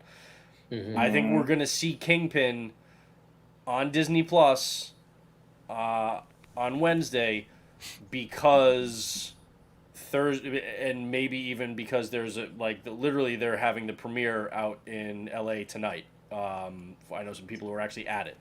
They're having the premiere out in LA tonight for No Way Home. I think in case anything leaks, now that they're doing the premieres, but then Thursday, early shows and stuff, I think word is going to start to get out on the internet. That's why I'm going to be peacing out for 48 hours. But I think that stuff is going to come out, and I think I think we're going to get that. Maybe I don't know if we'll actually see Kingpin, although it's entirely possible that we do in No Way Home. But I think we'll see Charlie. We're going to see Charlie Cox. We're going to see Daredevil. We're going to see ties to Netflix in that movie, and I think they want to have that big Wilson Fisk gut punch in this episode of Hawkeye a day before, and then we get Daredevil in the next the next day or so in the movie. And I don't think it's I don't think they're trying to spoil what they're doing in the movies. I don't think they have any worries that people aren't going to see this movie. I think they know that people are gonna see that, so they want to have something that's gonna be big for this show, and I think that's why we're gonna see Kingpin, or if not flat out see him, we're going to get full confirmation. We're going to hear his name spoken. We're going to see it on a piece of paper, something that is going to say Vincent D'Onofrio's Kingpin is here. He is involved in this story. That's interesting, man. That's some great thoughts, guys. What I think is going to happen, one thing that I think is going to happen with this episode is I think that there might be an end credit scene at the very end where Hawkeye and Kate might be walking on their way somewhere, and we're going to see a flash, and Spider-Man's just going to swing by and be like, "Help me, man," and then dip. And then dip. That's it. He's "Help me, man," and then dip. That's all. But no, honestly, in all honesty, I think this episode or this next episode is going to tell us, Yelena's true mission and her objective there, and why she's basically around. And why he is a target, like you said. I mean, he's not. If she was there to kill him, he would have died. but she wasn't. But then again, like Yeah. I said, we're underestimating Hawkeye as well because he's skilled as well. He can hold his own. But at the same time, I mean, if she wanted him dead, she had plenty of opportunities to do so. Obviously, she didn't. So we're going to get something there. I don't know if they're going to actually show their hand. Here's the thing. They might do something that we expect to see, but it may not be what it really is. They may wait until the final episode to show us Wilson Fisk. They may not actually pull that card out this episode. We never know. It could be focused on something totally different that is completely unexpected. But if they did, it would just make that episode, because then it's like when you do that with this episode, then what is left for me to see on the final episode that I want to see, and there's a lot. But I do basically think, now one thing I think that I believe we're going to possibly see is Hawkeye and Kate get the suit in this next episode. I hope they basically the LARPers. They're going to get are hard exactly. At work. Yeah. They're going to get that. And if you don't, and here's the thing: what people forgot, those LARPers. If you heard the names of those LARPers, you know who they are. The girl, the cop, actually became not a vigilante, but she was sort of like a vigilante herself. In the books. And the names, when you listen to them, they're very, very familiar. And I like how they're basically shoehorned those names in just to kind of get you familiar. The fireman lived in who the got building. the suit Exactly. in the first place. He lived that in he got the back from apartment. his grills. Exactly. So I love that camaraderie there. But yeah, I think that we're going to get, a reveal. I don't know if we're going to find out, who or what Kate's mother's agenda really is. They might be saving that portion of it to the final episode, or they might reveal some of it as a cliffhanger into the next episode. I think that's more likely because I think because the last episode I feel like is dealing with all the revelations that are made in the penultimate episode. Because if you're revealing too much in that final episode, you don't have enough time to actually deal with the fallout of it. So that's why I think this is going to be that explosive revelatory episode.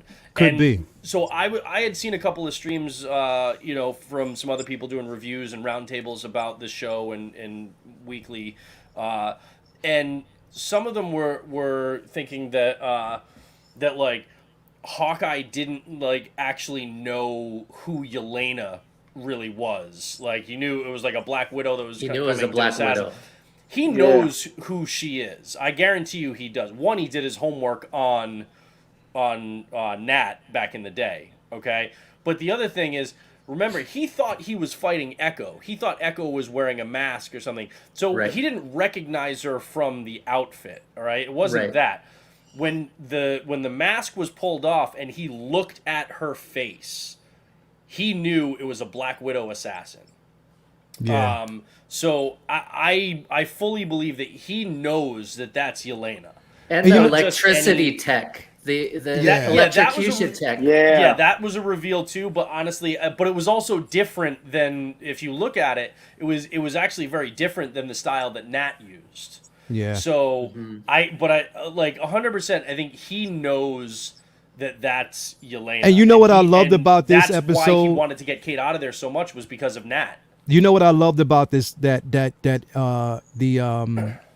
rooftop scene was the simple fact that, Yelena had several different opportunities to kill Kate. She throws her off the roof, but at the same time, she hooks her as if to say, look, kid, I'm trying to get you out of this situation. She comes back to the roof and she points the arrow at her and she looks at her again and is like, no, don't do it. Don't do it. That was not a kill mission. There was something else at play. There was something else. And then she basically vanishes out of thin air. Like she just goes. She jumped off the roof. That scene, that exchange was so fucking dope to me, bro. Like it was just really, really dope. I think Yelena's just there to get her vest back. I think that's what she wants, all the pockets. I hope she thinks Clint has it. I hope that basically this next episode also there's an exchange between Hawkeye and Echo, and that basically they find out that, number one, he's not the person, because I'm hoping that we actually see that, because either way, like nobody wants to kill Kate. Like they don't want to kill her. They're like, yo, you're just in the way. Like you're a little gnat that's in the way. But at the same time, they know she has skill. You know what I mean? Hawkeye is basically the target, but not so much well, maybe might be a target for Echo because of what she believes, but for Yelena Right. it's something totally different. So I'm hoping that revelation is going to come into fruition pretty soon. So And that's a I good way mean, because Kate is like hand to hand combat. She is not obviously on the level of Echo or Yelena or even Yeah. Clint, but they weren't really trying to kill her. Nah, But at she all. still, so they were pulling their punches, but she still held up admirably Yeah. against them because even when you're going up against Echo or Hawkeye or a Black Widow like Yelena, and they're pulling their punches, if you're still doing halfway decent, then you got some skill. So I think they're showing yeah. the evolution of Kate as a fighter without making her too OP right at the beginning. Yeah. And I think they're doing a good job with it. And the thing is, the way she looked at it and shook her head, it was as if to say, Vinnie told me not to kill you. That's why I'm here. If you do that, I might actually have to fuck you up. So don't do it. Look at- Yeah. She's like, nah. Wait. And he's like, I will take these size 5 Jordans right up the side of your head. Yeah. Jordans. Not the time. Yeah. All right, so I mean, nice round. Like I said, I can't wait to episode 4 or 5 to dip in on Wednesday, so we can have this discussion on Monday because that's going to be incredible. We're going to have, you know what? Next Monday is going to be a lot to talk about because we're going to actually talk about this, but then we're going to also talk about No Way Home. Yeah. Dude, we got to start at like 8 on Monday instead of 9, man. There's too much. There's Both- too you much to tell me basically both- dip in. There's no way. There's no way. And Corey, bro, I'm trying to get on that show because I know you're going to talk about it on Monday, bro. Yeah. So Yeah. even if it has to be an early recording, if you want to do something like that, bro, we can drop and do that. I'm Okay. all in. But I And want to they- get on I this so we got can. you. Yeah. They do a great show too. Hell yeah, bro. The Thanks. show I is always Lynch, try dope. to I appreciate comment. I that. always try to comment.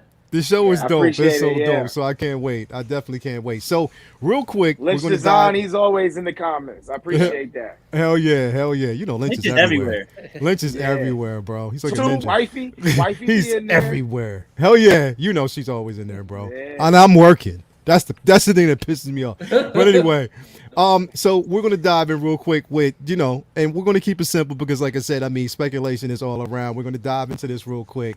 Because like I said, it's the talk of the town. Like we got the premiere tonight, so we already know. You look at Vinny. Look at Vinny. Look at You said Vinny. the premiere tonight? The premiere is tonight. In LA is In tonight. In LA. right Now, You mind gotta you, they're stay only off the showing like internet. 48 minutes of. Now, I don't know because they said it was like only 45 minutes or 48 minutes of the actual film that they were going to show. They weren't showing people the ending. Wait, they're gonna So have if- a premiere and show them like. I don't know. hour Maybe that was of- basically. I don't know. It could because they said that they mentioned it, but it could have been for like maybe critics. I don't know. However, it might have Either been. way, I think I'm gonna just stay out the whole damn internet till Thursday. You're Hell gonna yeah. have to. Hell yeah, that's going to be Man, crazy. I get to see it Wednesday at 3. Yeah. Oh, Yeah. you're lucky. Oh, you get to see it Wednesday at 3. Yeah. How you doing that? Yeah. Ah, yeah. Oh Listen. yeah. Yeah. Okay. Off air. Off Okay. air. Okay. Yeah, man. Okay. I see you. For me, it's Yeah. Friday morning. I got Me tapes too. Friday morning. Friday on Max. morning at 11. Wow. Friday morning Wow. at 11. But all right, so Corey, considering the simple fact that you get a chance to see it on Friday morning, I mean a Wednesday around 3:00. Yeah. What do you think? All right, so just to throw it out there, like because I don't want to dive too much into it, but if you had to say one thing that you think we're going to see in this film, what do you think it's going to be? Wow. That's a good question, man. We're gonna see a lot. I can tell you that right now. I think we gotta see the cartoon moment with all the Spider-Mans pointing at each other and saying, "Yo, you're that guy. That You're the that meme? guy." Yeah, the meme. If they gotta don't do the meme. If they don't do that with Tom, Toby, and Andrew Garfield, Yeah. like that's just a missed They opportunity. gotta Yeah, do the meme. They have to do the meme.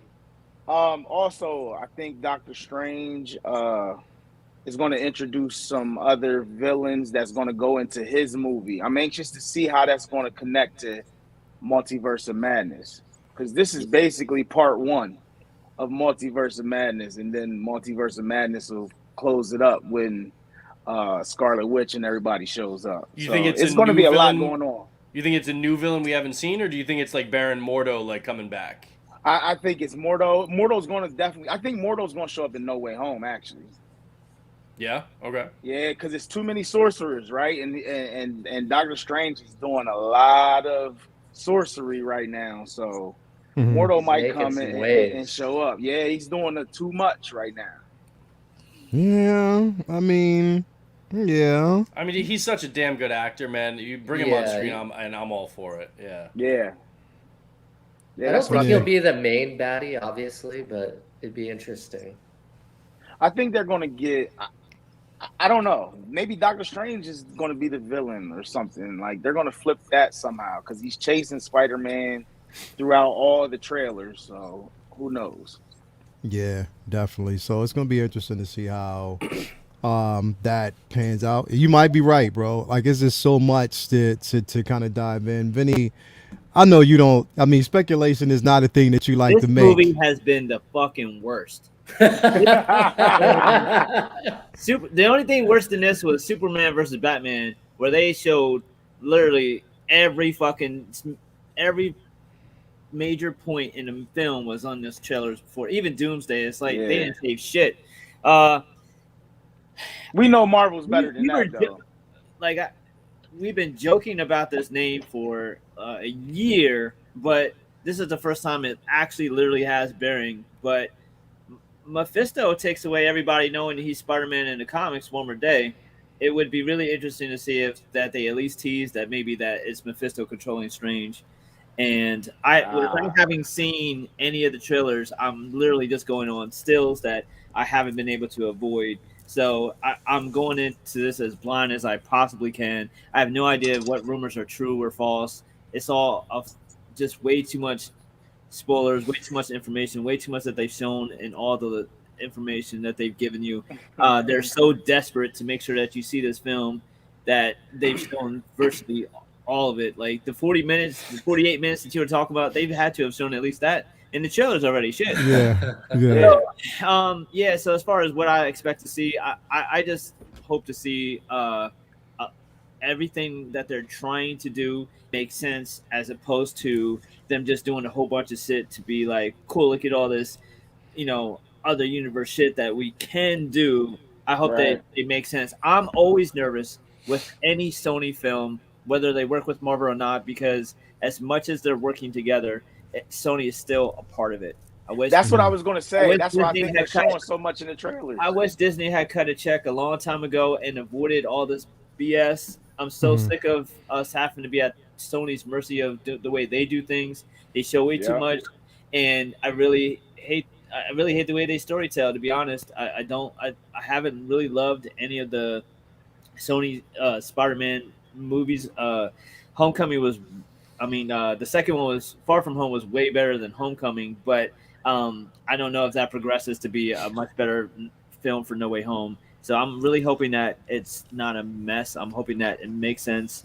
Uh, I I just hope that it's good and that there's a big payoff and that they, despite the fact that they've shown us virtually everything, that there's still some crumbs left for people who, you know, have already been shown the world. You know what I mean? So hopefully Yeah. they've saved some stuff, but I don't know. It seems like they're just like, here, you got, please love me. It's what it Mhm. feels like. Yeah, yeah, definitely, man. Lynch, what do you think we can expect, or what would you definitely, what do you think we're going to see in this film? Like, what do you think is going to get revealed?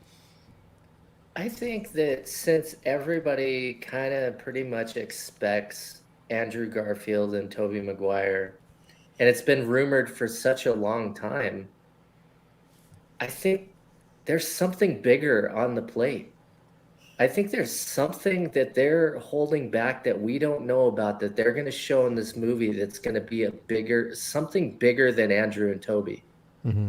Mm-hmm. I don't know what that is, Yeah. but that's my personal gut feeling is that they've got something bigger that they're holding back on that's bigger than Andrew and Toby like being revealed, Yeah. and that's got me curious. So Yeah. I mean, this whole phase, what are we in 4, right? It has felt like a placeholder while they get their shit Yeah. figure out how they're gonna do X-Men and of course Fantastic Four. Like my shit is Fantastic Four. I can't wait for that. yeah, This does Black Widow and Eternals. This all feels like, all right, let's just keep them, you know, content until we really get to what we want to, you know, sink our teeth into. Yeah, you got to remember, I don't think it would have felt like that if it weren't for COVID, though, because these would have come out at a much more rapid And clip. That's exactly So right. it may Oh. feel like placeholders right now, maybe in a negative way, but I think if this happened at the pace that it was originally intended, supposed to I think happen. we would have been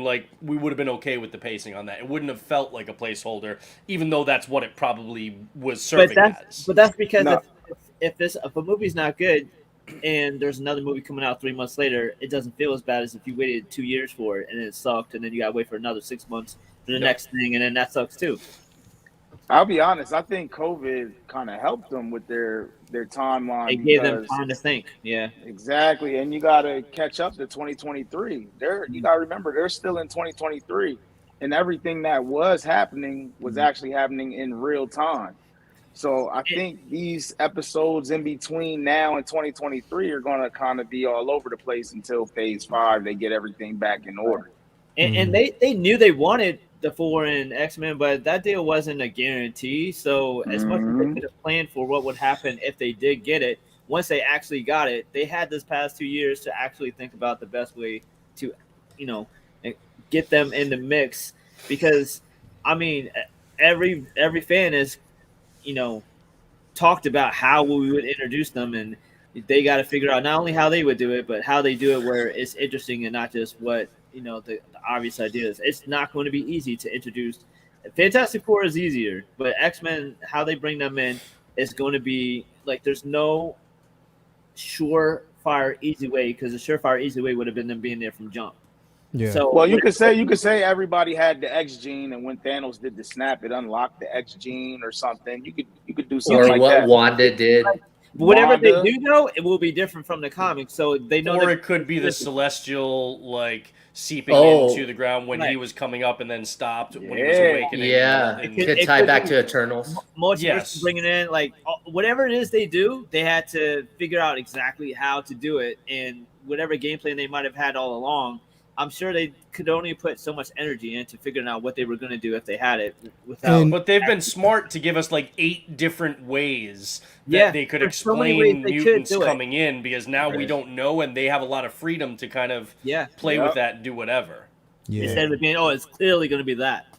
Yeah. Exactly. And the thing is, what I love about, here's the thing, is as much as people hate on the Eternals, you know, they left the door open for so many possibilities, bro. I mean, and the thing is, it's like, yes, it wasn't as great as it should have been, but that Celestial exposed the way it is right now, you've opened up the changed. door for so many different daggone things. Number one, one wanna of the hear it. biggest possibilities, one of the biggest individuals that I am waiting on, I am Galactus. so, not even Galactus, I'm waiting on High Evolutionary for a specific reason.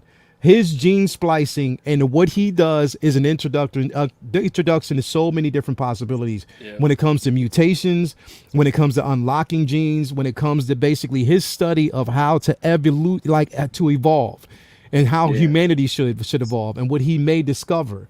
So there's so many different things that they can do, because you got to keep in mind that even though, like I said, they're still dead deviants, Right. you know, that are basically around. You know what I mean? There's still dead deviants that they can get things from. So there's so many possibilities with High Evolutionary being involved, and if he's ever introduced. And the thing is that film has done so much. You know, we just got to basically wait and see. I'm curious on how Earth deals with the topographical challenges now. I wanna There's like hear- this giant Yeah. thing I coming want out to of the hear Earth. Neil Yeah. deGrasse Tyson explain what that would do to the planet. Exactly. Oh yeah, that would be funny. Hell yeah.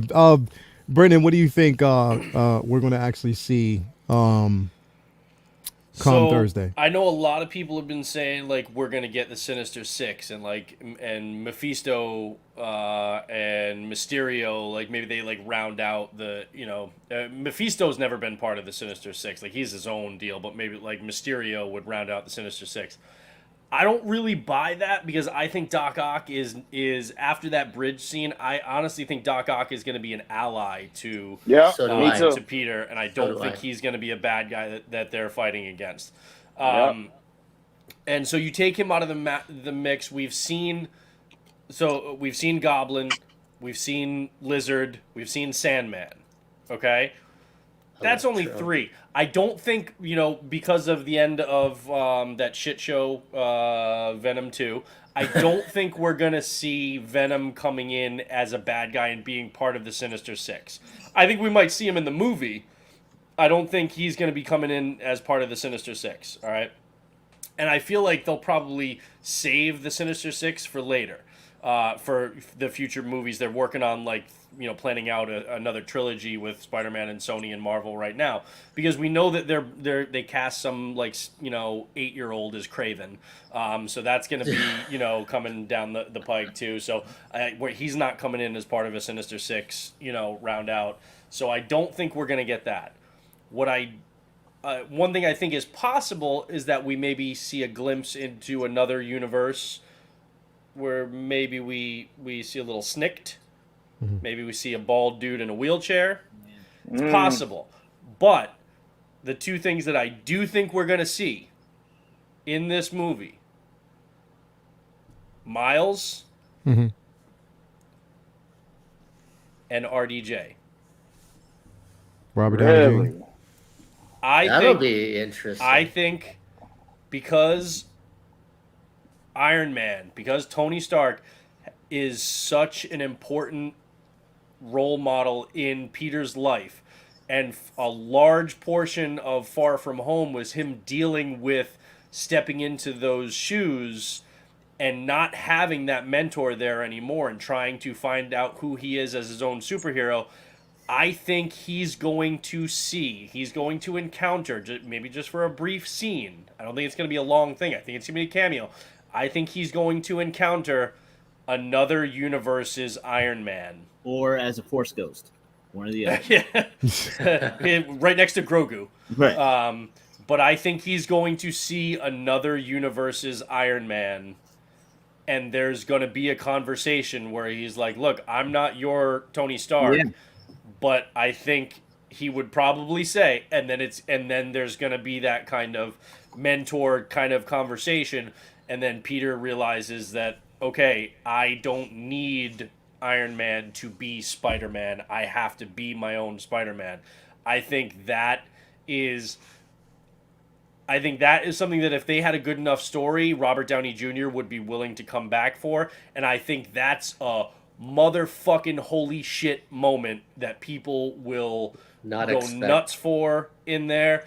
And with all the things that Sony has given away, I think that would have more of an impact, more of a surprise, because people won't be looking for that because they've already been giving away everything about Molina and with Doc Ock and Willem Dafoe and Jamie Foxx and stuff. So I think there are going to be some big actor and character moments in this that we're not expecting, and I think RDJ is one that I haven't heard anybody talking about, and so I think him and Miles are going to show up in this movie. I think it could be Tony Stark.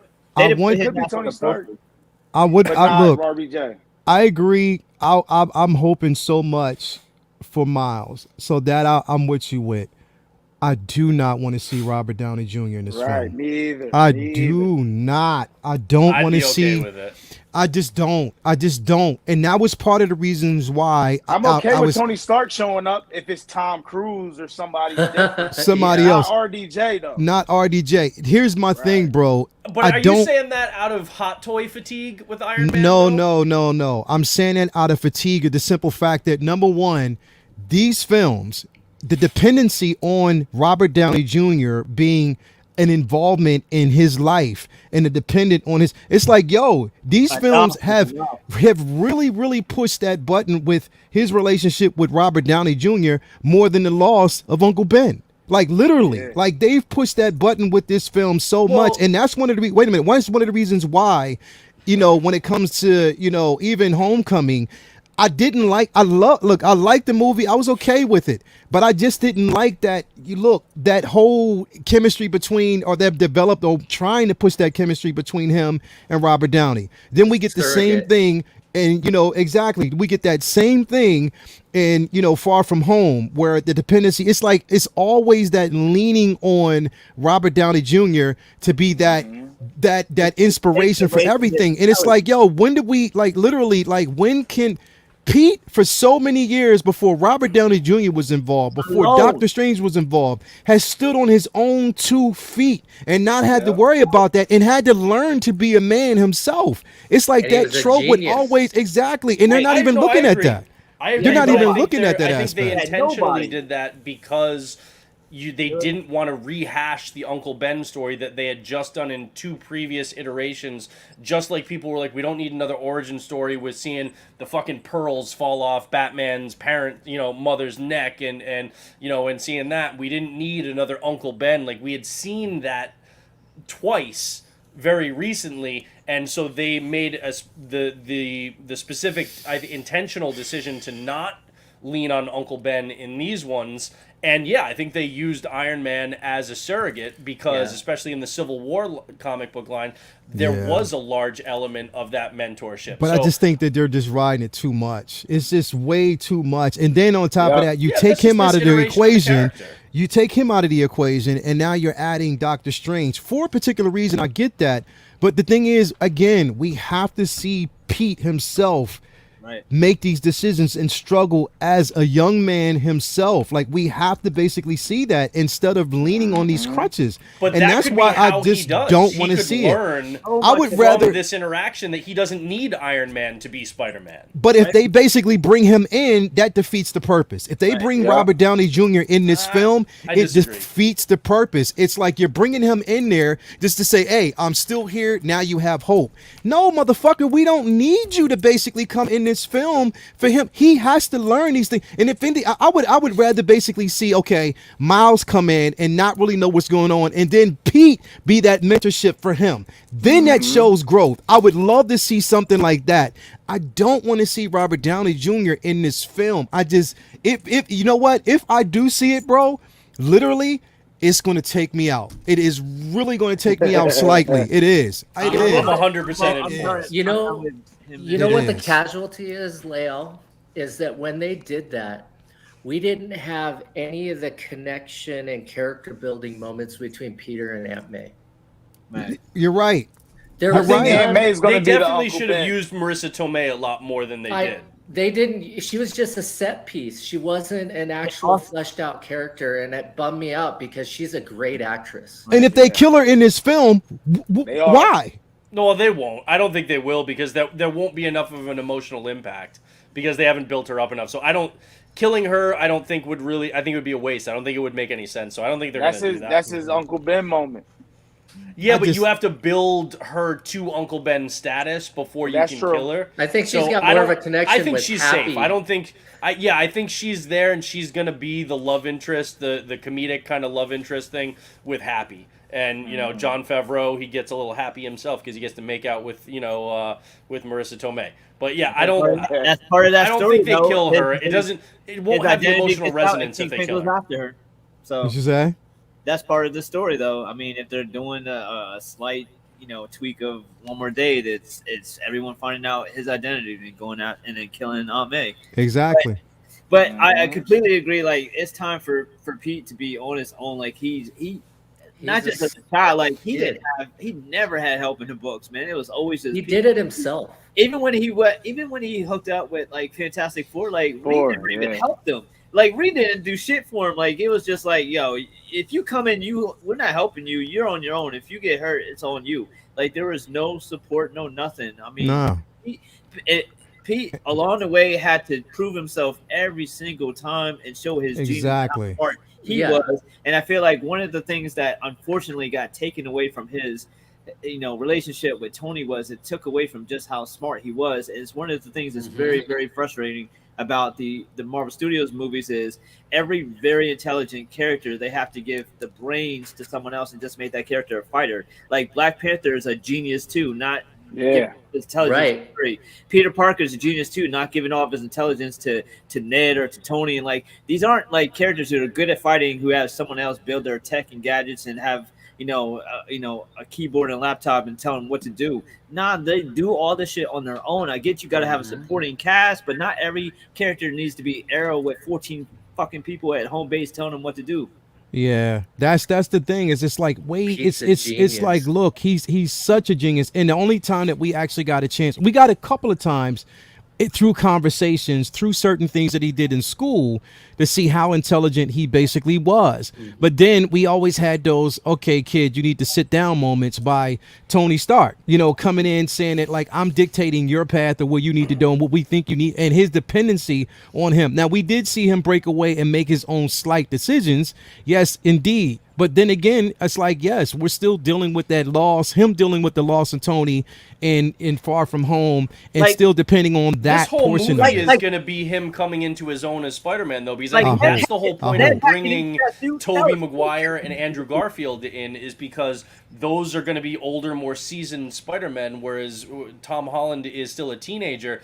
And those guys coming in, I think, in much the same way in Into the Spider-Verse that Peter B. Parker helped kind of like set Miles on his path, that's going to be the function. So I think this whole movie is about Peter becoming more independent and becoming that Spider-Man, which is, again, why I don't see it out of the realm of possibility that in addition to two other Spider-Man, they also have the only other father figure that we've seen on screen for him in that role. Like it or not, I just think that is a possibility. I don't want Strange to fill that role either. I don't think he's Nah. going to. I think he's there strictly for the magical side of it. I don't think he's going to him to look at him as a mentor. I think it's like, oh, hey, we're both Avengers, and I need a spell because I'm in a bind. I don't think this is like gonna be a father figure kind of thing with Strange.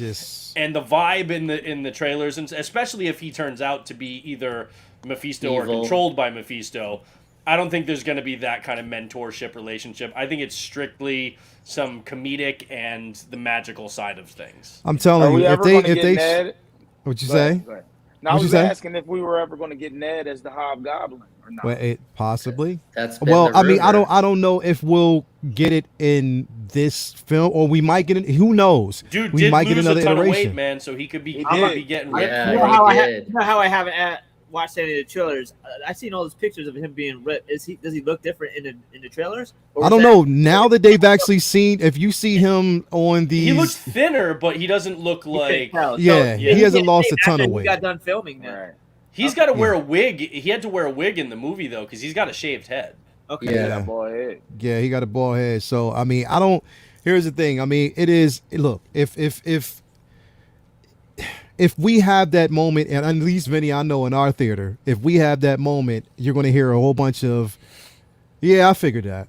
Yeah, I knew that. I kind of figured that something like that would actually happen. And that's the only thing. It's like, I want something totally, if they, listen, and I already told you, if they bring Miles in this film, I'm going to lose my fucking mind. Like, literally, I'm going to lose my You fucking better be mind. prepared, I man, hope because I so. really think I that's going to hope so. happen. I hope so. I really, Me really, too. really, really hope so. And you know what's going to happen?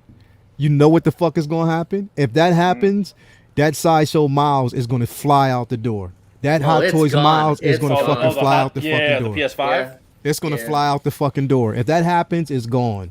So Anything anybody who Miles. wants to get it, get that shit now, or I mean, what are get you if you waiting already for have if you one, don't get have the that second yet? one, because that shit's incredible. That thing is going to fly out the fucking door. And so if Miles, and you know what, bro, we're so it's so in the realm of possibility, and basically like even, and I'm not even going to say too much, Vinny, about the trailers. I don't want to, but I'm just going to say there's a whole possibility that we could see Miles, we could see a fucking Gwen, we could see everything. You never know what they're holding on to, because they're really buzzing about this thing, and they only showed their hands with a few characters that we know are going to possibly Right. be in this film. And What that's if what they they wanted had- to happen. What if they had Emma Stone play Spider-Gwen? Oh my God. That'd That'd I'd be just into that. that'd would just I love that'd be her. incredible. That would be awesome. But this, if they bring in a Miles, do you think they're bringing in an unknown actor, or do you think there's a name actor that you can think of? If Miles was in this movie, it's unknown because they probably would have leaked if it was a celebrity. Sony Yeah, would through a big agency or That- something, that's they a- would have leaked it. Very likely, yeah. Yeah. I hope it's an unknown because we get such good surprises from unknowns. Right. Hell yeah. And they know everybody basically wants it, bro. Like, Miles is basically the new norm. And it would be good. I would love to see something like that. So, I mean, I don't know.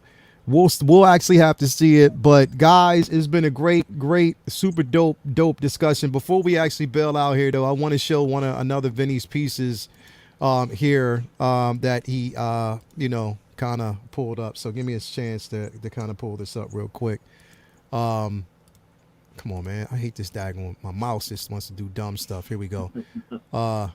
Here we go. To those who were probably interested in this piece, let me stop this real quick. Here we go. Here you go, Vinny. Yeah. This piece right here, this Buzz Lightyear is incredible. I mean, just the whole atmosphere. And the thing the thing that's just so fucking impressive is this is all fucking watercolor, bro. That's the shit. Like, the background is watercolor and the body is Copic markers. So oh, cool. But that's just dope. That's just Wow. dope. Thank you. Remember, basically, log in if you haven't actually. Go to Vincent Dunn Art on Instagram if you want to actually go see his art, his pieces. If you go to his store, like, come on, man, it's don't play around with it. Appreciate it. It's definitely is. So, Corey, what you got coming up next, man? Lynch. I was waiting for him, and he snuck it in right at the end. Almost. Lynch with the please hit the like button. We appreciate everything you do, man. That's his thing. And his answer is always, that's my thing. Corey, what you got coming up on Road Tripping with the Rules, bro? Well, we're going to do the reviews of the Hawkeyes, of course. We're going to do that review of Spider-Man that's coming up. Yeah. We're going to do, we're going to take a trip down to D.C. to Gaylord National Hotel at the National Harbor, where they have it's called I Love Movies. So it's going to show everything from old Christmas movies like Christmas Story and Elf and all that stuff. You get to walk through it. So that vlog will come out sometime next week. We're doing that on Sunday. So I might go live on that one too for a little bit. Oh man, dope. I'll be watching that joint. Straight up, let me know. So that'll be dope. Yeah, no Vinny, OG fan, when Star Wars was Star Wars, says that Thanos Mad Titan is awesome, Vinny. Thank you. But he didn't. But here's the thing. Let me let you know, OG, when Star Wars was Star Wars, that wasn't actually Vinny's piece. That was one of the women. Never mind. Anyway, we'll just say it was his piece. So Vinny. Look, anything the room does is under the Vincent umbrella, so no. So what's going on? What you got coming up next, bro? I'm working on some new pieces. I'm looking forward to some new shows that I got coming up in the future. I got made some connections with some artists at the show, so there's future shows that they have lined up for the future, and some people there put me on to other shows in other cities and stuff like that. So I'm looking forward to getting out there and getting my stuff on the road a little bit more this winter because the pandemic has kept me under wraps. So I had maybe 17 18 pieces that I had prints made up of that I hadn't had a chance to have out there because I hadn't done a show since 2019. So it was good getting out there. It felt good to talk shop with the fans again. Other than that, looking forward to new Hawkeye in a couple of days and Spidey on Thursday, and then I can finally stop Matrix dodging all of these damn trailers and spoilers. I have about 11 geek sites on mute for the past days. You know what I mean? Like I'm ready to come up bring my head up out the sand and listen to news again because I haven't heard shit, and I'm trying to keep it that way till this movie comes out because man, it's been tough. It's been tough to dodge some of this one. Yeah, so I'm looking forward to this week. There's a lot of stuff. Wednesday is gonna be rough. Wednesday. Fuck yeah. That's why I'm not doing the show. Should be Yeah. watching a lot of porn, trying to pass the time. Hey, Brendan, like, I'm gonna be so bored, bro. So put it this way. Brendan, Joe, Vinny, all y'all, I'll probably be messaging y'all probably be like, yo, just leave me the fuck alone because I'm trying to keep myself occupied Yeah. away from everything. So Brendan, if you working and you see like video video call drop, if you ghost me, we gonna have a problem, bro. Yo, I legit might delete Facebook and Instagram and everything off of my phone for like the whole day. And I seriously, I might just like Wednesday, it's like Hawkeye in the morning, and then I might just like read comics and maybe do like an MCU marathon like all day just to like occupy and stay away from everything. Because I just want to go in. I'm shutting it down. Like, I'm shutting it down. I want to go into Thursday, Friday like a virgin on prom night. Like I just Absolutely. Wait, let me interrupt. There's something that everybody probably wants to know. Did you hear about what's coming from Alex Ross?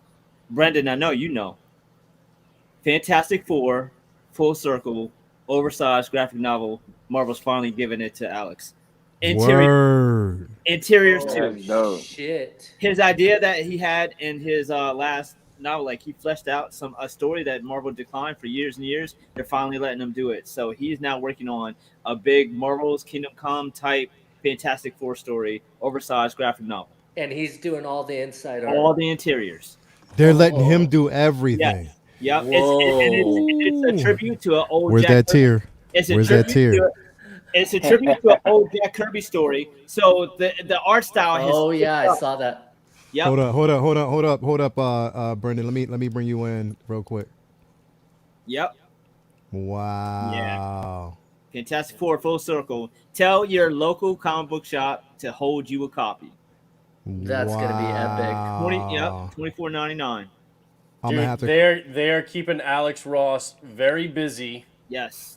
Because he is actually gonna try and find it. They are doing so he's also doing all the covers for the current Iron Man and Cap miniseries that's going on right now. So they're keeping him busy doing all of that. He was also doing all of the art for the most recent Iron Man and Cap runs, as well as some other books. And I just got finally the shipping notice for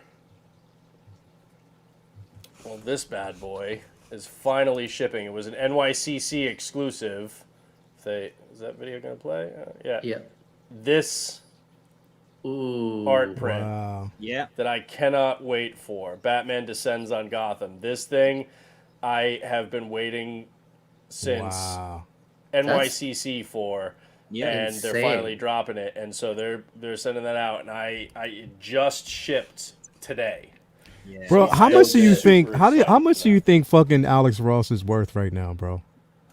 Oh, he's a millionaire for sure. Yeah. He's a millionaire for sure. You look at his YouTube channel, dude. Mm-hmm. He's got he legit has a whole film crew that creates content for his YouTube channel where he does all kinds of drawings, all the timeless things that the covers that he had, like the ones that I've got on the wall here and then up there and stuff. Bro, 10 million. Yeah. So when he he sells pieces?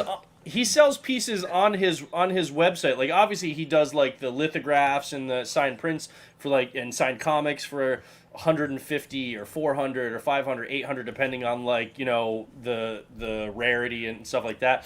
But he sells original paintings on his website for 25 40K. Yeah. And people buy them. So dude is he's probably one of the wealthiest people to come out of the comic book industry. I think that wasn't a film director or star. I think maybe Todd might be the only one to beat him. Yeah. Yeah. You're probably right. I think that's the only one that and maybe Jim Lee. Todd McFarlane, Jim Lee, those guys are the only ones that I think would sit above Alex Ross on that list. Hey, Brendan, so when are you shooting for Alex Ross? Dude, talk That would about be- talk about nerd boner, man. Yeah. That would definitely send me from 6 to midnight. That's absolutely, dude. Like, if I could do Damn. that, man. Anybody who's like, I mean, I personally love Alex Ross's art style. He's probably my favorite comic book artist, right? But anybody who just digs art in general, who loves comic style, right? Watch his YouTube channel and see like the drawings that he did of like Wolverine and Black Panther and Spidey and all these for like the Timeless, and that big mural that he did for the Timeless line for Marvel.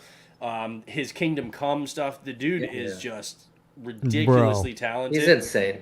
Well, bro, And his listen. YouTube channel and Instagram is just so fun to watch. Yeah. Brendan was that kid when he was little, bro. He was that one kid when he was little in diapers that would always pull his diaper down and show girls his pee-pee. Hey, like he was that one dude that did that shit, bro. Like literally he was. And there's no debating that. You were. When you're as altruistic as I am, when you have a gift, you want to share it with the world. See, exactly. Lynch, bro, what you got coming up next, bro?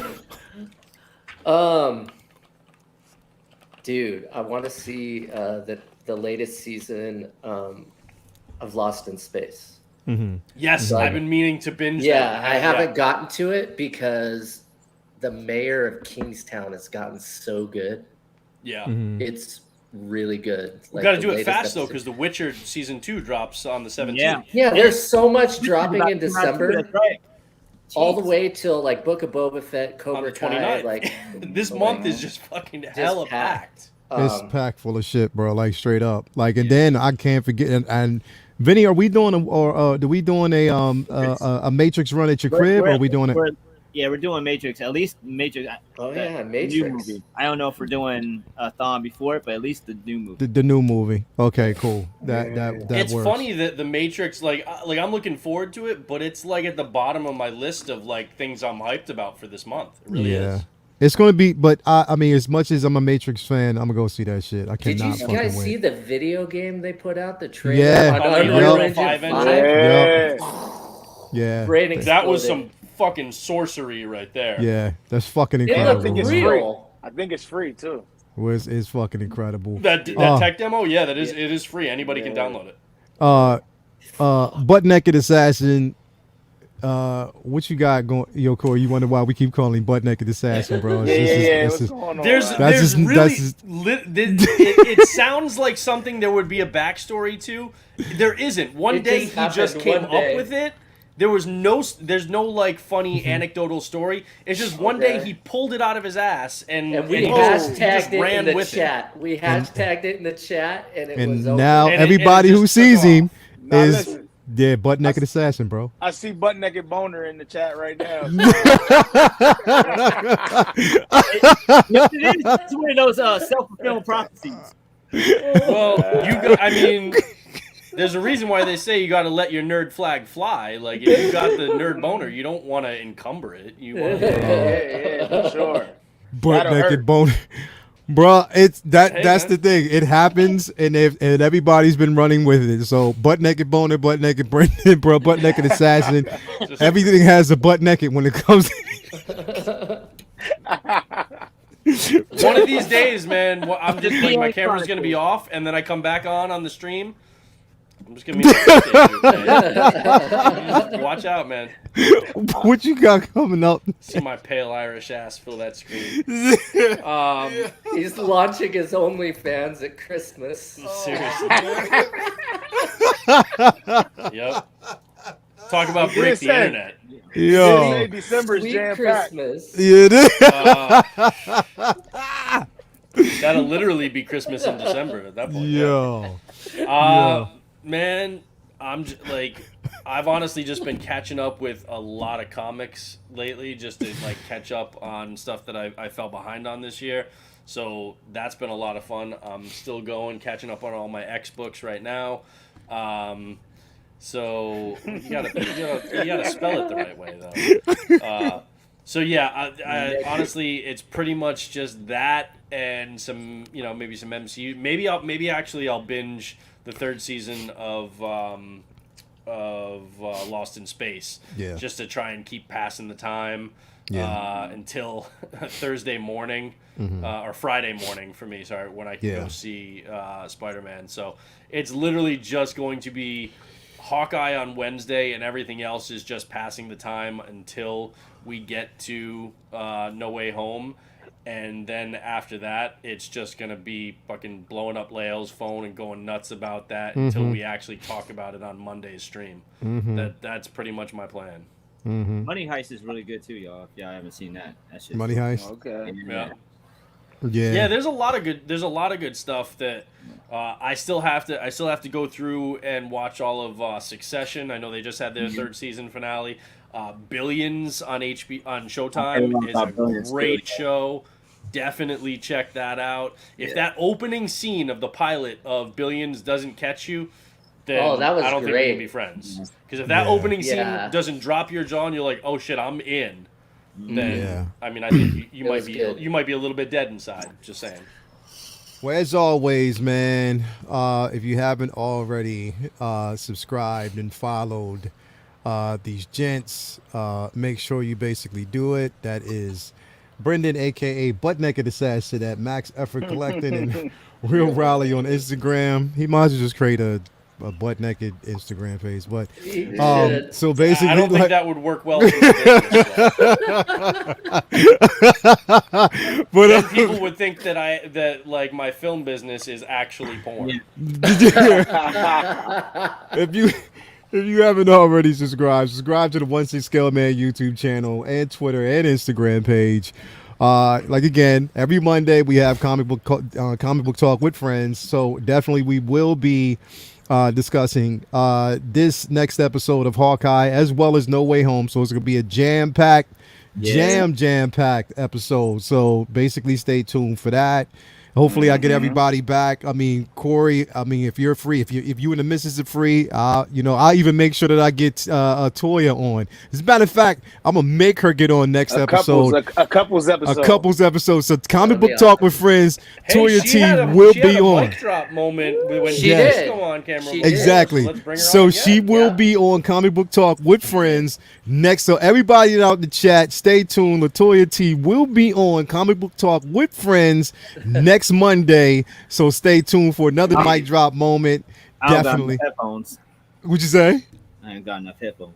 You just ain't got no headphones. But definitely, she will be live on the show. We're gonna basically make it happen. But yes, Awesome. it's gonna be incredible. Also, just this Wednesday we're not gonna actually have a show because, like I said, we're shutting down. We're going black for the next couple days until after this movie drops. And then we'll be back in swinging in order basically after that. Next Sunday it will be another episode of Take Your Position. I don't know what we're going to pose yet, but we'll mention that later on this week. Again, back with Comic Book Talk with friends next Monday, and also Say What next Wednesday, and also right before Christmas we will have Your Uncivilized Scoundrels back that Thursday.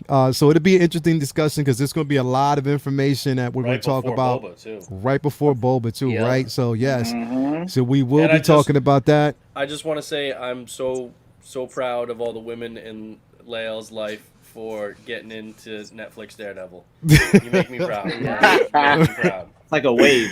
Yeah, Yes, that's awesome. Just love to see it. yes, I'm just going to make you. You have no choice. So you'll be live. We're going to get a He's mic. going to roll out the red carpet for Yes. you, though. It's not just We're- going to be like, oh, you're on. No, there's going to be pomp and circumstance. Exactly. We're going to get a mic. I'm going to come at the camera like Busta. We're going to have you highly connected. Yes, you are jumping on. So there's no way you're not going to be on next week. So just, you might as well plan on that and get ready for it. We're going to have everything taken care of and ready for you. So let's go. But yeah, everybody, again, thank you for actually coming through tonight. If you haven't already subscribed to everybody's channel, like I always do, I'm going to go through and just say what up to everybody to make sure that I do address the chat. We have Philip the Fool in the building, Mike Fiala, Tobar, Max Geekdom is here, Chesford Ed, my baby Latoya T, the Ben Cave, what is that? Deso Bragg? What? That's a new one, but I like that. Deso Bragg. We have the Ben Cave. Let me see who else we got. DK in the building. Tobar, Bloodsport, Lynch Design. Let's see who we have. Max Geekdom is here. Let's see here. Who else we got?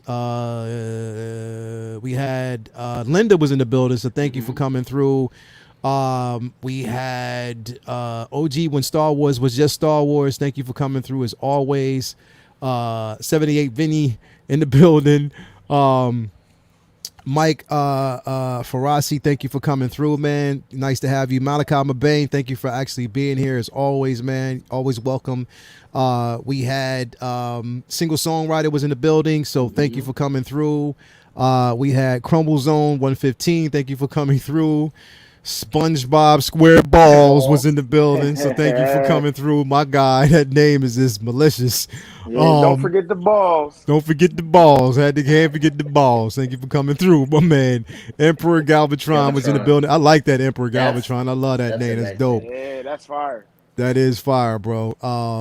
Let's see what else, man. We got who else we got? Bob Dylan was here. Bob Dylan was definitely here, man. Thank you for coming through. My daughter, Skylar Bias Moore was in the building. Thank you for coming through, baby. Let's see who else we got. Daryl Smith Jr. was in the building. Thank you for being here, man. Always welcome. Yeah, we had quite a few. One Punch Man was in the building. Thank you for coming through. OC in the building. Ray C was in the building. Man, quite a few people. If I haven't mentioned you, as always, Frost Beats. Jano Gordon was in the building. Thank you for coming through. And we can't forget Quarter Scale Man 2099. Yeah, that doesn't exist. We have Sadell Melania in the building. Yeah, we're not gonna talk about that. Spice Runner was in the building. Let's see who else. Yeah, that looks like it was it, man. There was so many people here tonight. Janelle Gordon, yes. Thank you for that. Thank you for that. Luminara. 843, thank you for basically being here. Always. Yep. Fellow Geekter, thank you for coming through. Aaron Logan, thank you for coming through, man. Yeah, this was a great show, great turnout. Again, tune in next week. We'll be having the same discussion with more added. We can go into detail a bit more on what we suspect actually happened. So, as always. Shout out Jedi Kid, our hearts with you, brother. Yeah. Shout out to Jedi Kid, our hearts are with you and your mother, man. We love you definitely. Everything you already know. If you need anything, you can always reach out. Your presence was definitely felt tonight on tonight's show. Again, shout out to you and your family. If you need anything, as always, let us know. Shout out and peace to your mother. Your beautiful daughter, man, your wife, everything, man. Shout out to your entire family. We love you as always, and there's always a place for you, always here, and we can't wait to see you next week, as we know you'll be back, man. So again, to everybody who actually came through, thank you again. Thank you for making this a very, very amazing show, as always, amazing turnout, and again, till next week, we love you, and as always, stay fly.